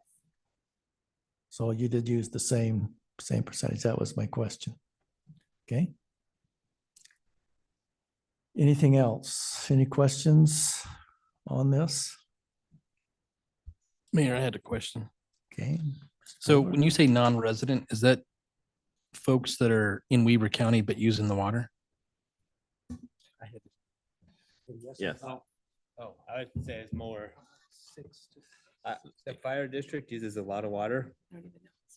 Oh, Well, no, I'm saying a single family. You're- Yeah, yeah, yeah. Non-residential, right? yeah. So there's non-residential users, which is the commercial users. And single family. Yeah, the one up above Okay. are those homes on Fruitland that are connected, or others where they're connected to our water lines, but they're not in the city. And that's same for trash as well, solid waste. Okay. Yeah. Thank you. So we've got the base fee covered at the same percentage. And why is it that based upon their usage, it's not going up in an attempt to encourage them to conserve too? We didn't type it in. These non-residential users, did this go up, Jamie? Yeah, those ones went up. Yeah, it used to follow the same, used to be 289, 389 with the old tiers. So it used to be 289, and then when you hit 6,000 gallons, it would go to 389. But now it goes to 389 at 3,000 gallons. Okay, so just wanted to confirm that. Okay. Councilmember Pulver, you have another Yeah, question? two other questions. I know some of the, is it just the fact that there's some fees that are just not used, like you still had community garden in here and we still have, I assume that Cherry Days isn't, we're not collecting parade fees and, right? So I just didn't know do we keep in stuff that we're not using anymore? I think our plan is to have commercial garden as soon as we can find a spot. Right, but I understand that, but I thought Cherry Days was something that we had pushed off? No? John? It's totally up to the council. Cherry Days, for example, we have let the committee set the amount, but I think it corresponds to these numbers, but I haven't verified it. And then the gardens is a good example where we could eliminate the fee and then bring it back when the garden comes back. Just point out things that I didn't, Do you have Anyway. others that specifics you'd like? to be honest, I'd like to add one, but that's just a thought that I had kind of pointed out earlier, and I think people had been, I can't remember who it was, if it was, anyway, it was a penalty for zoning after the fact or changing zoning after the fact, and that literally there's no real impact fee for that. It's just like, oh, I'm going to change it. I want to have the council change it. And to me, if you've already done something and you're coming to, beg and plead, and it just gets changed without any fee, to me, there should be some kind of either application fee or something like that. I know that Scott had said something about a waiver, but then at the same time, I think there should be something that kind of makes somebody think about, well, maybe I should just comply with the zoning and the, planning department's policies instead of just willy-nilly making something. I don't know, So something. We are preparing to review the Okay. building and the planning department fees. We Okay. just couldn't get No done worries. for Okay. this adoption, but hopefully we'll get that before summer's over. Then I'll hold my comment. That's it. So, I mean, we can add it, but we'll be looking at all that. And there are fees. So if they come and ask for the zone change, then we charge them. Unless the council sponsors it, which I know you've seen a few emails where we said, council, do you want to sponsor this or not? Because if not, then we charge them. And then there are these civil penalties that kind of come into play for folks who have violated it, as well as some in the building department. There's some penalties in there as well. And John, refresh my memory, because I think some of the infraction dollars, let me just give you an example. We have an ordinance that requires you to have your front yard in, I think, 18 months after you move in. Backyard, 2.5 years, is it, John? Yeah. Backyard. So if somebody opts not to do that, I think they pay $25. It's much cheaper not to comply with an ordinance than to comply with an ordinance. At some point in time, I think the council needs to look at that. If they have an ordinance, there's got to be some teeth behind it in regards to, I know there's some limits, John, I think put on us by the state, isn't there, on an infraction or? Yeah, you can't charge more than a misdemeanor fee, which is $1,000. And ours escalates it as the same thing gets offended. But just to your point, and I agree with that, but at the same time, I agree with our policy is to comply. And so if you get somebody to comply without major issue, then great. And they get a warning. Right. That's initially they get a warning. But if they don't comply after the warning, it's $25, I think. Is it one time or 25 every month? It escalates, as John said, but I think the Chief Quinney was telling me there's a resident in the city that's been out of compliance with the ordinance, and they just pay $1,000 a year not to landscape their yard, which is much cheaper, frankly, than landscaping your yard. So just a thought, I agree. That's why we have a policy of we warn first and give them a certain time to come in compliance. Then that's when it starts, but it's pretty minimal. So, and sometimes, as you know, that's how you get compliance, right? Because sometimes it's just education. I understand, because I think there's a lot of ordinances that may or may not be needed. And I think we're cleaning them as we go, but anyway, not to lengthen the conversation. Okay. All right. Are there any other, Jamie, did you have additional comment? I have one more. Just some clarification on other government entities or I don't know if it's schools specifically where they're renting out the athletic fields, if we're just doing that for free or if we're gonna charge them or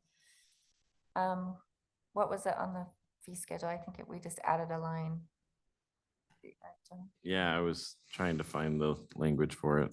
So this council was based on that conversation we had last week about, do we let them use it for free? Do we charge them? We do pay for their gyms for our basketball team, but that's typically because we're paying the cost of the janitor to be there. We're not actually paying for the room, we're paying for the staff to be there. Thought it was right here, Jamie. Am I? Oh, right here. So no fee for Weber School District. Oh. It's right here. That's good because they didn't see me mad scrolling through the document. But so that is something the council should talk about. Typically, we would charge them $1 an hour or $10 an hour.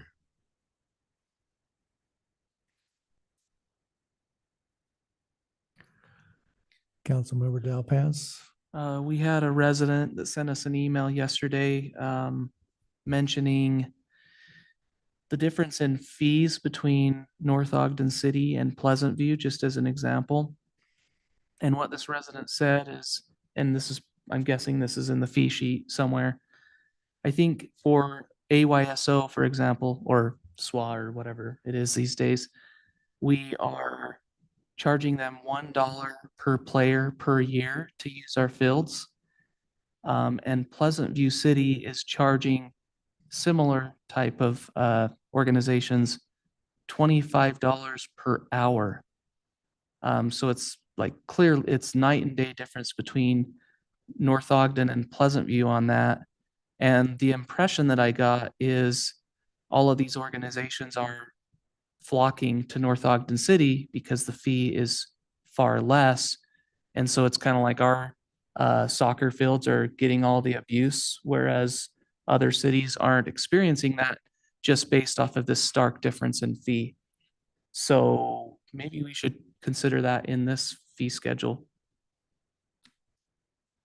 Hey, thank you. Any comments? Councilmember Pulver, you have a comment? Do we have any soccer fields left? I know because I've looked at Wharton and everything is just destroyed and I don't know. Anyway. McGriff too is During the bad. drought, we have soccer fields. Okay, sorry. After, about this time of year, things dry out and the basins don't typically fill up. And this is where so a good example is, even at the very least, a discussion is, I'd actually just texted Amy to see what they charge them. They're in council meeting right now, so she might not answer me. Of course, they might be done. I don't know. Are they done?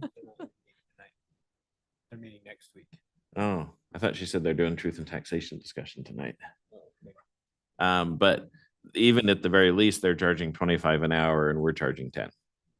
So if you even just excluded the AYSO conversation, they're charging more than we are, or less. Yeah, more. So who monitors the hourly use?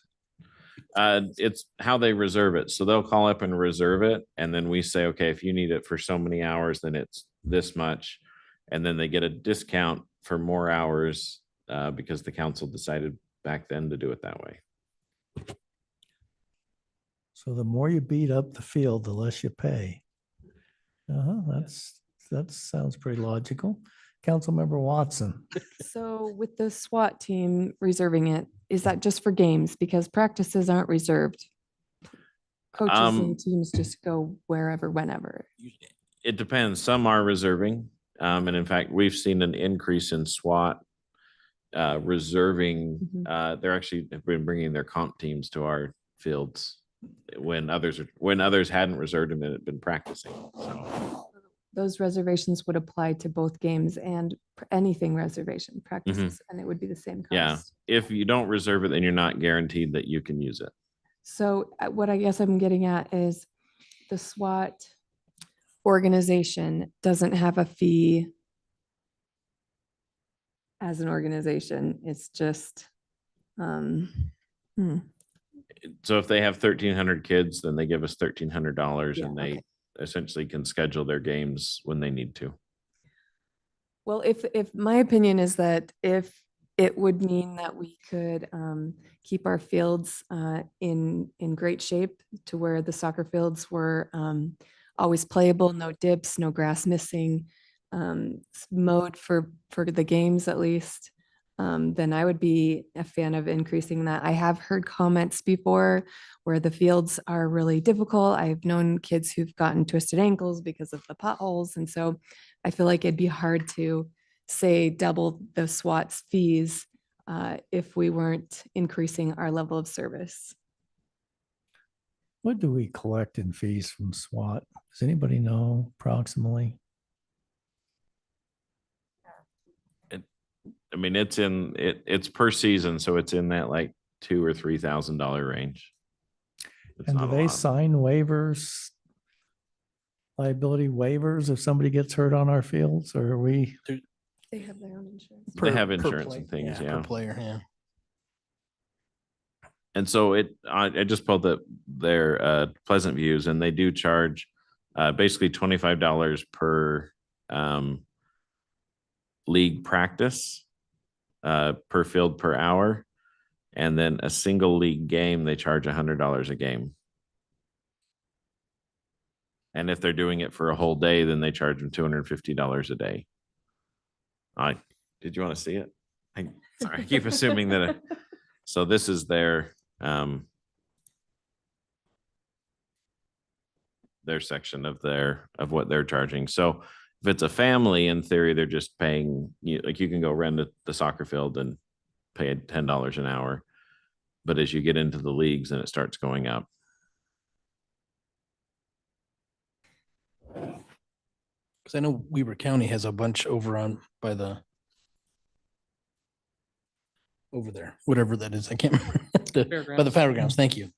And I don't know if that's the same, but anyway. So could I ask why we wouldn't increase the fee? I like the Pleasant View one that you just pulled up. Copy paste. Can I You ask a have, question? yeah, go ahead. So don't impact fees get collected to be spent in a certain purpose? So is there a way that we can associate the increase to be spent back in fields or in lawn maintenance or You something? need it.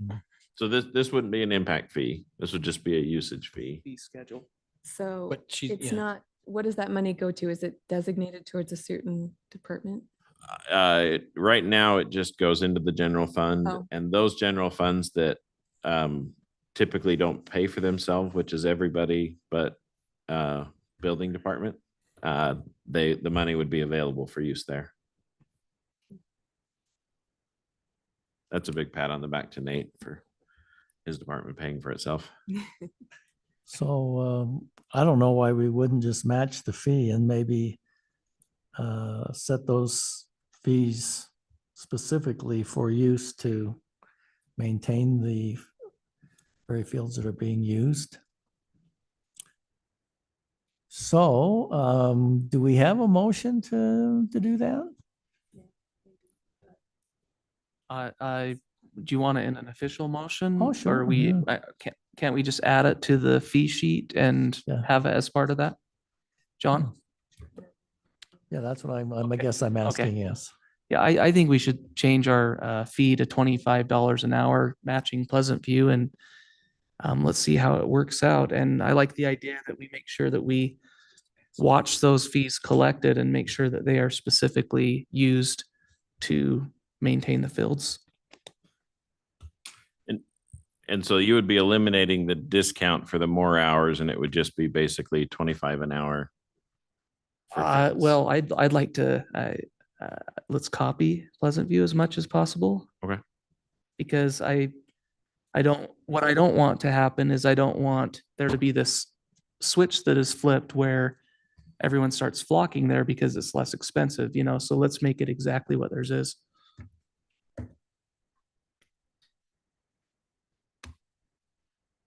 If there is a way that we can make these increases, sorry, if there is a way that we can make these increases go directly to field maintenance, maybe how far are we from getting Green Acres usable and collecting fees there?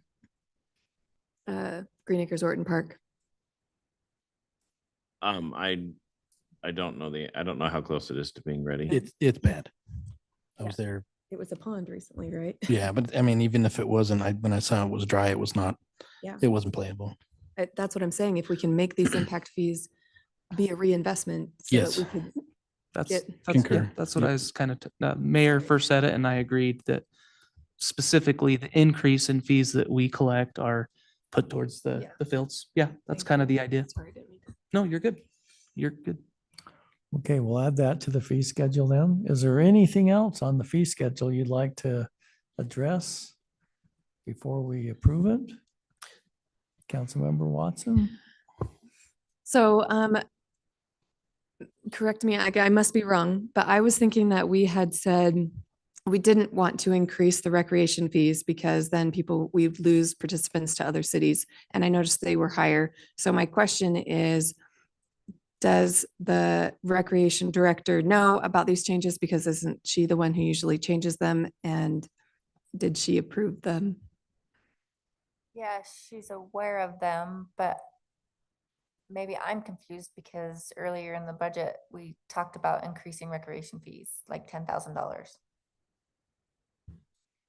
We're in the budget, and in order to do that, to increase these fees. And so maybe I'm confused on that one, but yes, she is aware of it. And these were actually her recommendations. Well, if they're her recommendations, then I'm fine with that. Yeah, I think Councilmember Watson, there was an initial proposal to cover the salary of the recreation director, which would result in quite an increase in the fee.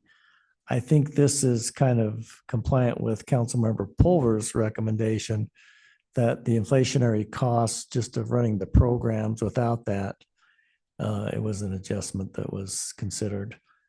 And I am a little bit confused because I remember some discussion like we wouldn't have to raise them because fees came in at 70,000 already, which is what we were shooting for. So on current, I remember something like that. Yeah, that's what I was thinking. So some of the fees have gone up and haven't been captured on the fee schedule. And so this is catching some of those up.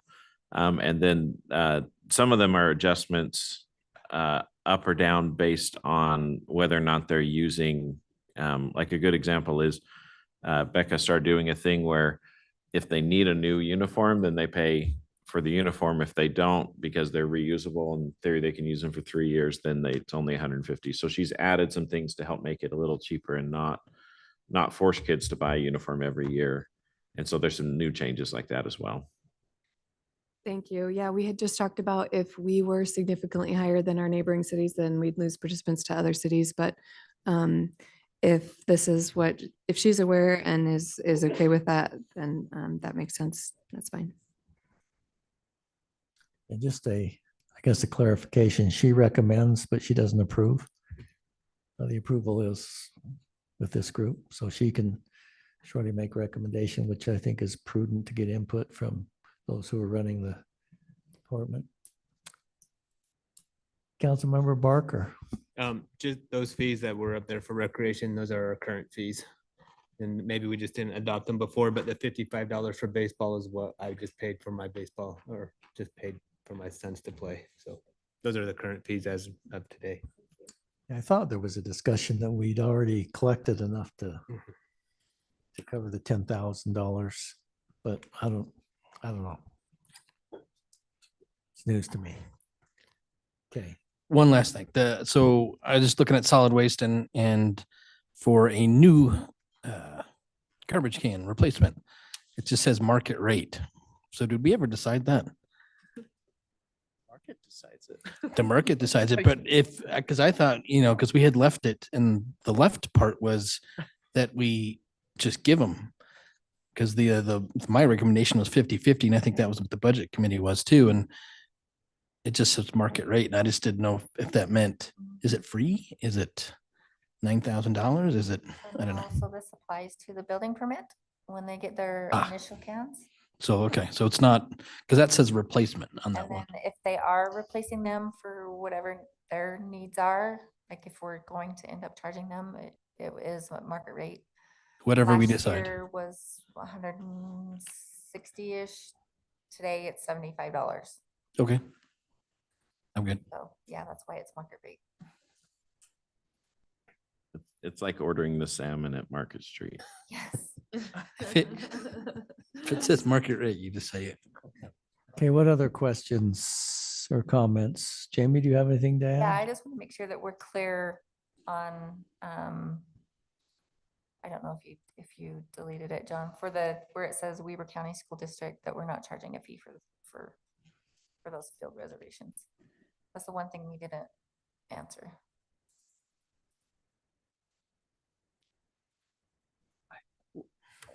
Does anyone know the genesis of the agreement for not charging them? I mean, I don't know. Is it Any history that we know on that? I think it's because there are several fields and playgrounds that we share. So Green Acres is one where there's a fence that divides us. But in the summer, our residents use it. And in the winter or in the school year, their kids come to our soccer fields. The new elementary school that's planned south of 1700 on the west side of the area, that detention basins that's there that we call Mud Creek is actually owned by the school, and it will be their playground. And so it's kind of, I think it's just kind of in that, but it's never formally been written down that I'm aware of. We should probably table that because there's way too I'm much okay with discussion. it being as is for now, Yeah. but maybe look into it.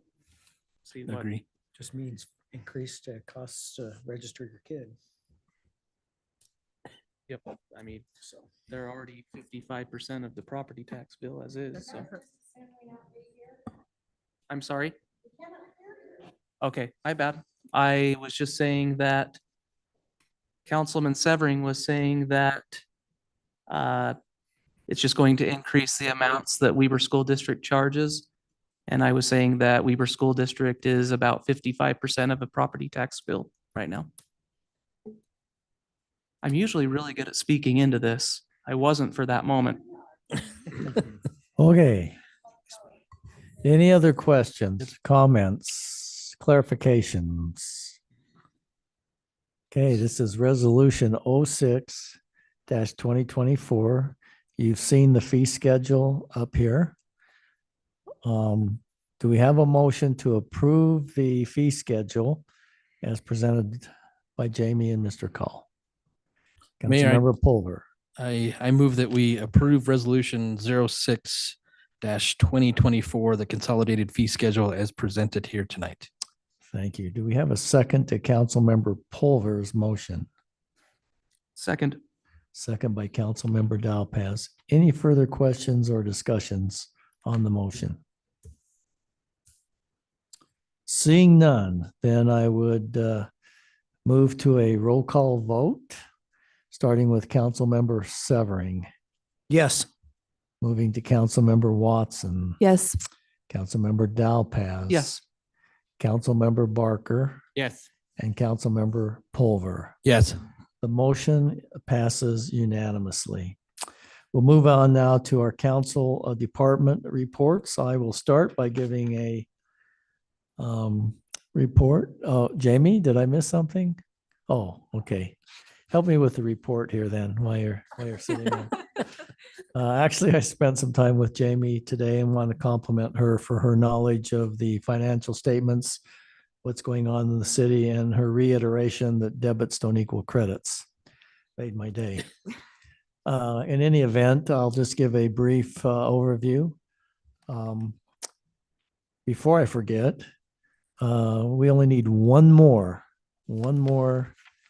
building permit to hit our $300,000 budget. So that has recovered nicely. And I sense with the new impact fees, we may see an increase in Next 90 days. the next Yeah. 90 days in can see building that. permits. Revenues are projected, I think, to come in very, very close to budget. We're basically 92% through the year. And as I reviewed the revenues with Jamie, basically they were on target.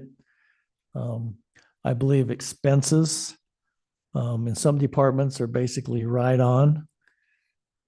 The building department is covering their costs. Once again, we'll point that out to make your day. There are departments that are coming in slightly under budget, which is good, but nothing out of the ordinary. I believe that we will meet our projected amount that goes into the capital improvements fund. We might be a little bit short on interest income that we've budgeted, but it's been very helpful. Just a reminder, though, that won't go on forever. So I would just report that financial statements, the city is strong in the generation of its operating budget for revenues, and expense control, as usual, is in place. And financially and fund balances, I believe the city is strong. It's not over exorbitant, but I think it's got a good safety net and it's planning for the future. At some point in time, this council does need to decide how much will be transferred into capital projects out of general fund. Twofold. One, we don't want to have too much in there that's unallocated, but there is a statute that says we can't have over 35%.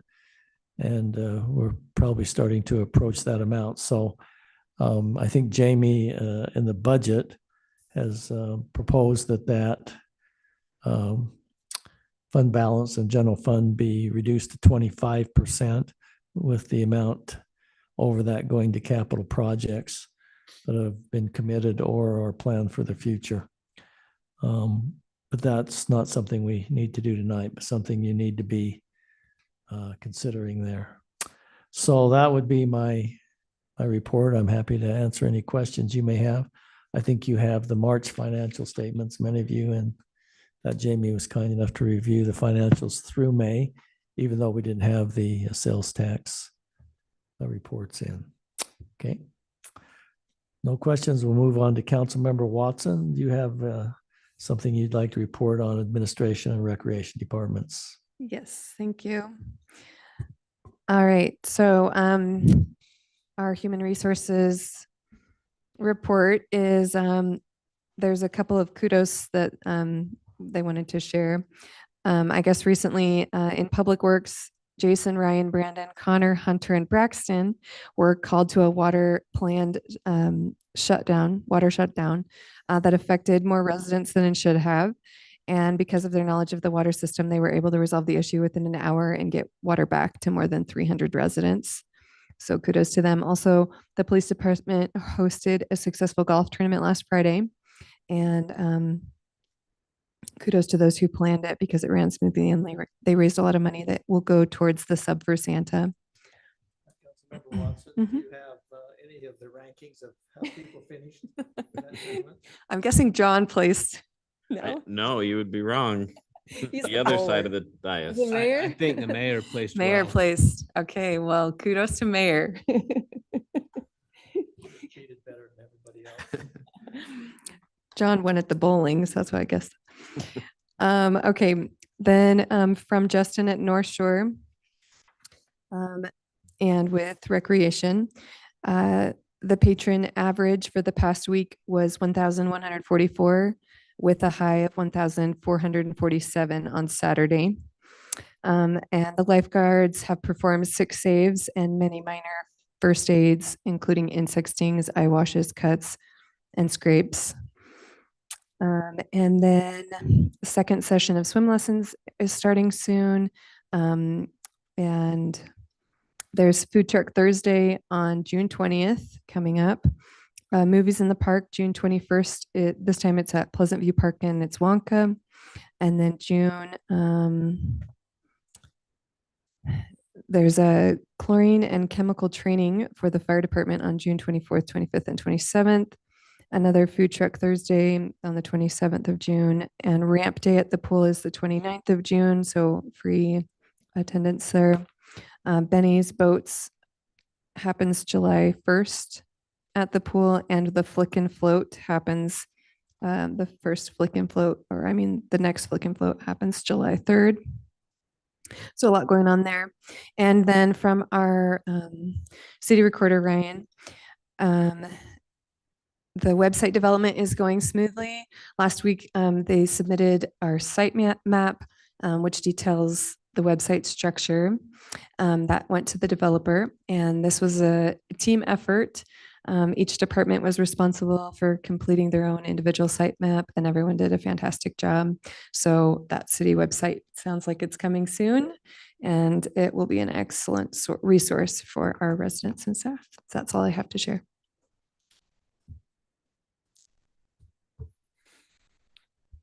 I can just go. You don't have to say anything. Anyway, so for Public Works,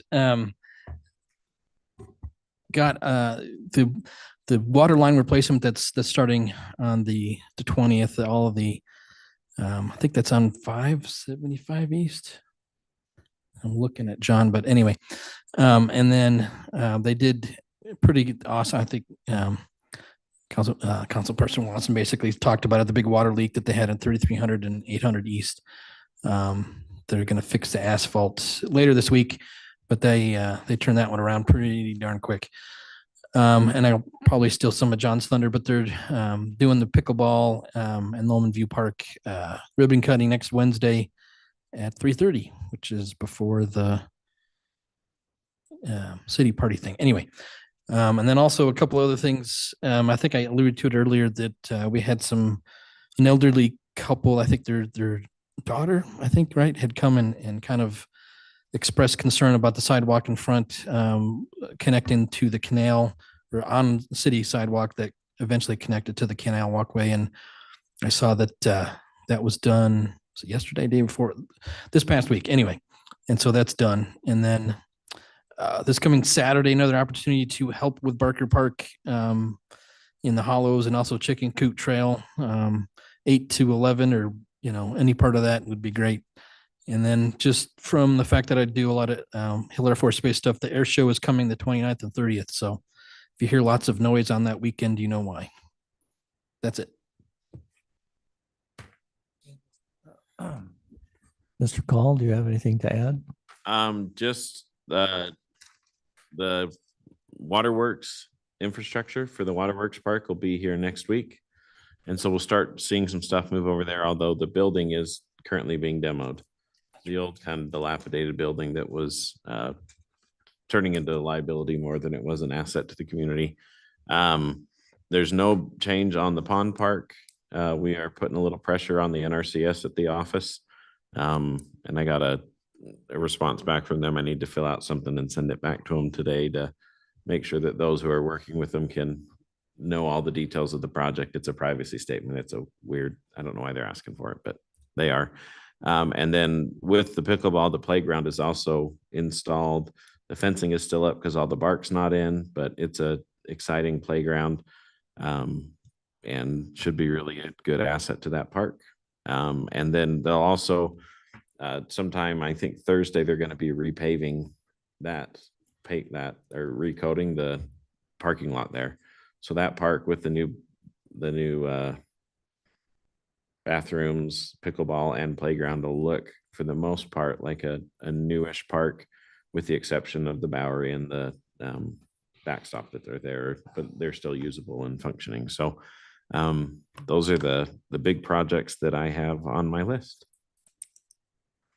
Thank you, Mr. Call. Anything else before we go to public comments? Okay, thank you for those reports. We'll now go to public comments. If anyone here would like to comment, now would be the time. Please state your name if you're a resident of North Ogden, and please limit your comments to no longer than 5 minutes. Randy Wynn, North Ogden. As a citizen of the town, and a member of the audit committee, I would like to support the motion made by Councilwoman Watson to update our salaries for council. I would also recommend the mayor take his stipend, because otherwise it puts undue pressure on a following mayor that thinks he has to do the same. But I think that is a good move.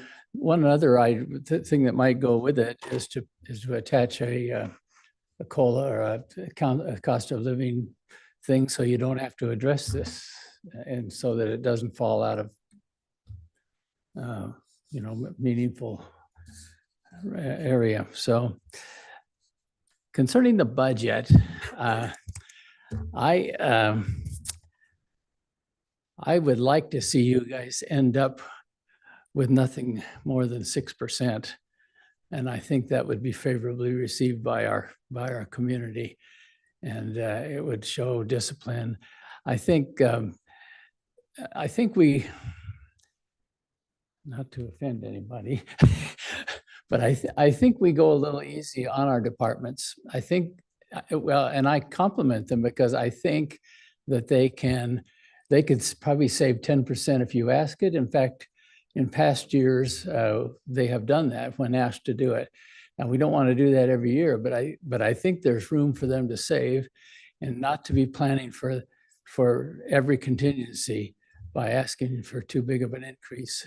Keep it in the range of what the cost of living increases are. Anyway, that's my recommendation. I appreciate your discussion. I also appreciate knowing how much work it goes into that. So thank you. Thank you, Randy.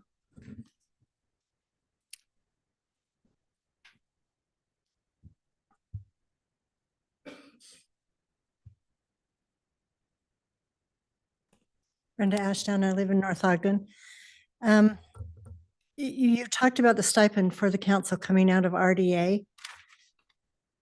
Isn't RDA going to end? And if that ends, then where's that stipend come out of, or am I confused? No, you're not confused. The RDA will ultimately end. I think we've got how long to spend that, John? There's 3 years to spend it, but it is also the RDA, and the CDA. So the redevelopment agency, it will still operate and do this community development area, the CDA, but the redevelopment area is sunsetting. And so there will be a transition to the community development area potentially funding the stipend at some point when the RDA money is gone.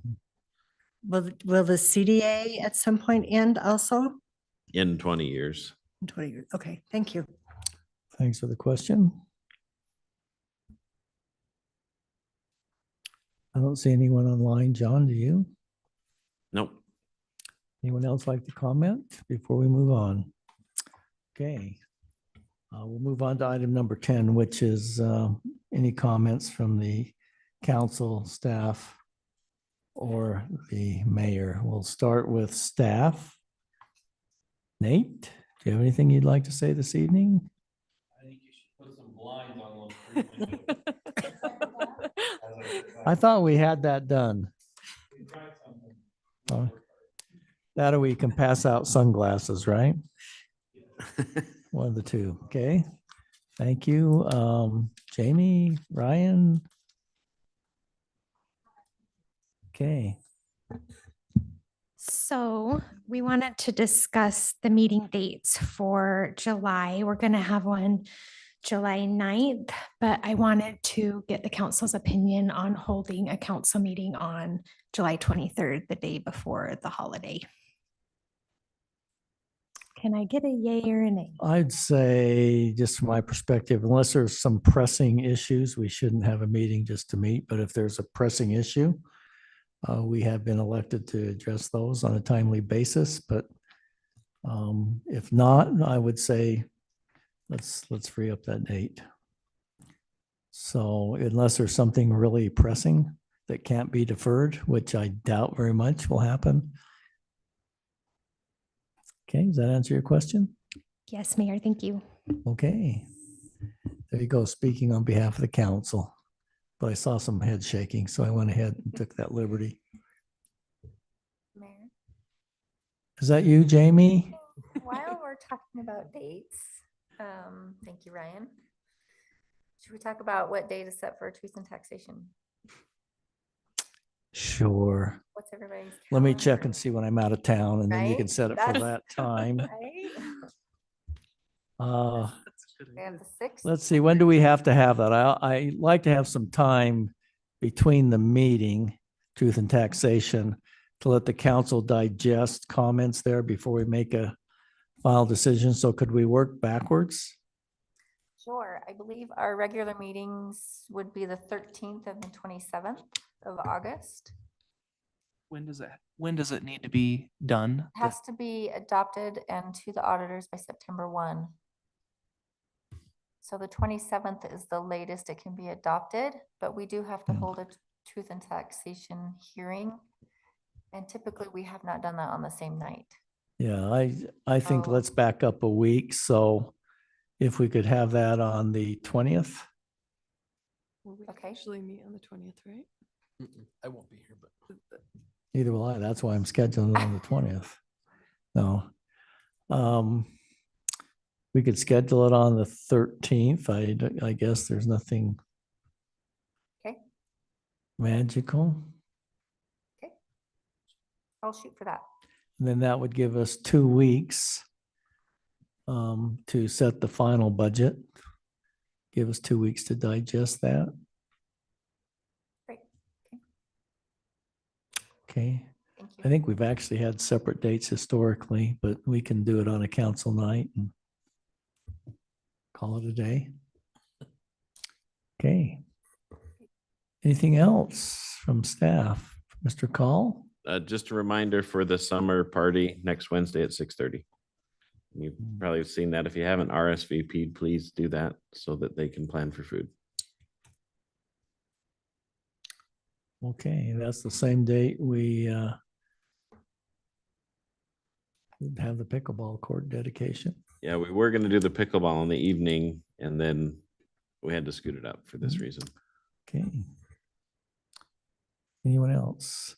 Council, you should have received from the county an invite to the dinner for the fair. If you haven't responded, would you please do so one way or the other?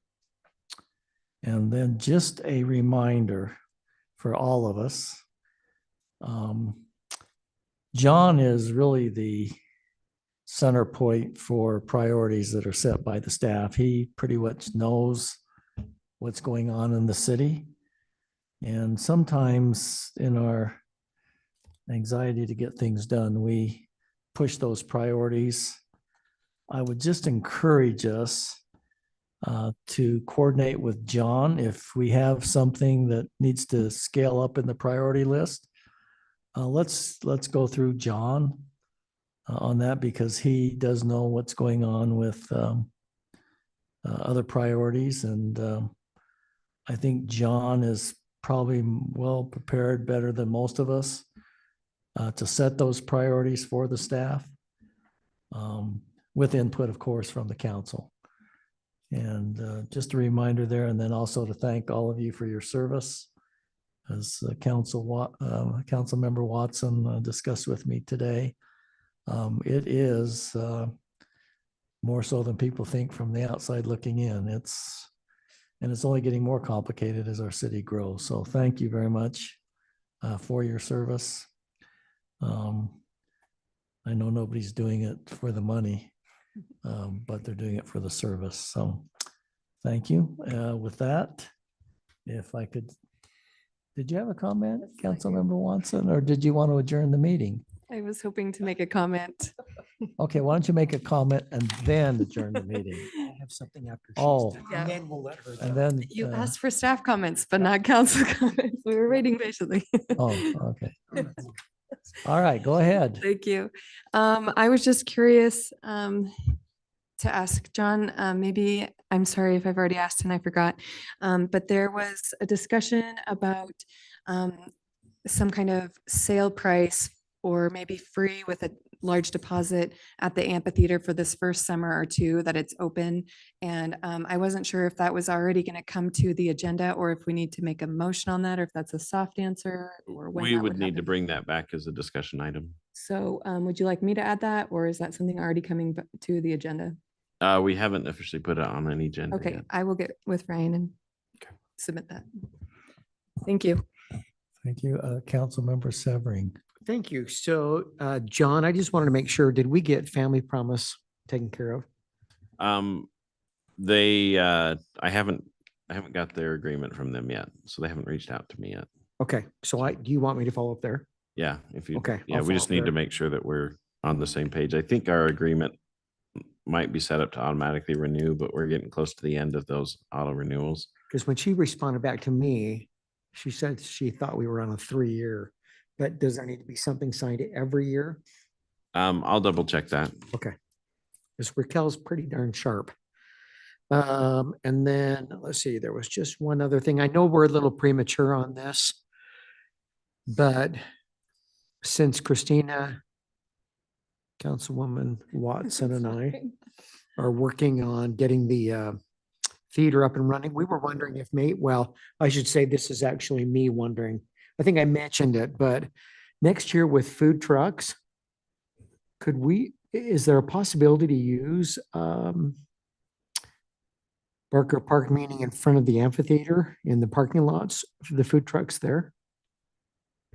So we could, the Food Truck League prefers to be there when they're playing baseball because it helps increase the customer base. Hmm. And so they actually will stop doing food truck nights when baseball stops towards the end of July because it drops off so much they have a hard time getting trucks to show up. So if we can promote it more and get more people there, then we can move it. They'd probably be open to moving it wherever. I was just thinking that if we had, because food trucks are pretty popular, right? But if we kind of coincided like, music in the park, which is typically in the past been on like Mondays, if we were to kind of do it on the Thursday night, while people are getting their food, they can hear the music and it might suggest more involvement with music in the park in the future. Right now, we're not doing music in the park. So if we wanted to start that program on Thursdays and do it with food truck. But we'd only have to be able to do it once baseball was over, softball was over. That would be the Food Truck League's preference, I believe. Okay. Somehow I thought there was music in the park again this year. We talked about it with a group who was going to find people to come and sing for free, and they were going to organize it. I told them if they would do that, we would find a way to let them use the building for free. Okay. But it ended up not panning out. Never had. Okay. Sorry, I thought that was. Okay, thank you. Any other comments from council? I do have another comment since you guys opened it up. John, I think at the appropriate time, I would like a report back from you on the cost of the public safety building and how that came in regards to the amount that was budgeted. I know we're still probably waiting for the final draw from Big D, but I do believe in the spirit of transparency, it would be good to report that in our council meeting. And then council, just a reminder, I'm not sure we came up with a solution to communicate to our citizens as the Connection magazine contract expires in October. I believe that the council did not include in the budget amount for the Connection magazine. We did leave that open for further discussion, but I have heard no further discussion on that. But if that is the case, I think we need some way to communicate to our citizens. And that in a future meeting probably needs to be discussed. I know Council Member Pulver, you've been working with some residents on communication. Perhaps you could get with Mr. Call and bring a recommendation back to the council on how we can fill that need. Okay. I think I saw Council Member Watson raise her hand to make a motion? Motion to adjourn. Thank you. Meeting is adjourned.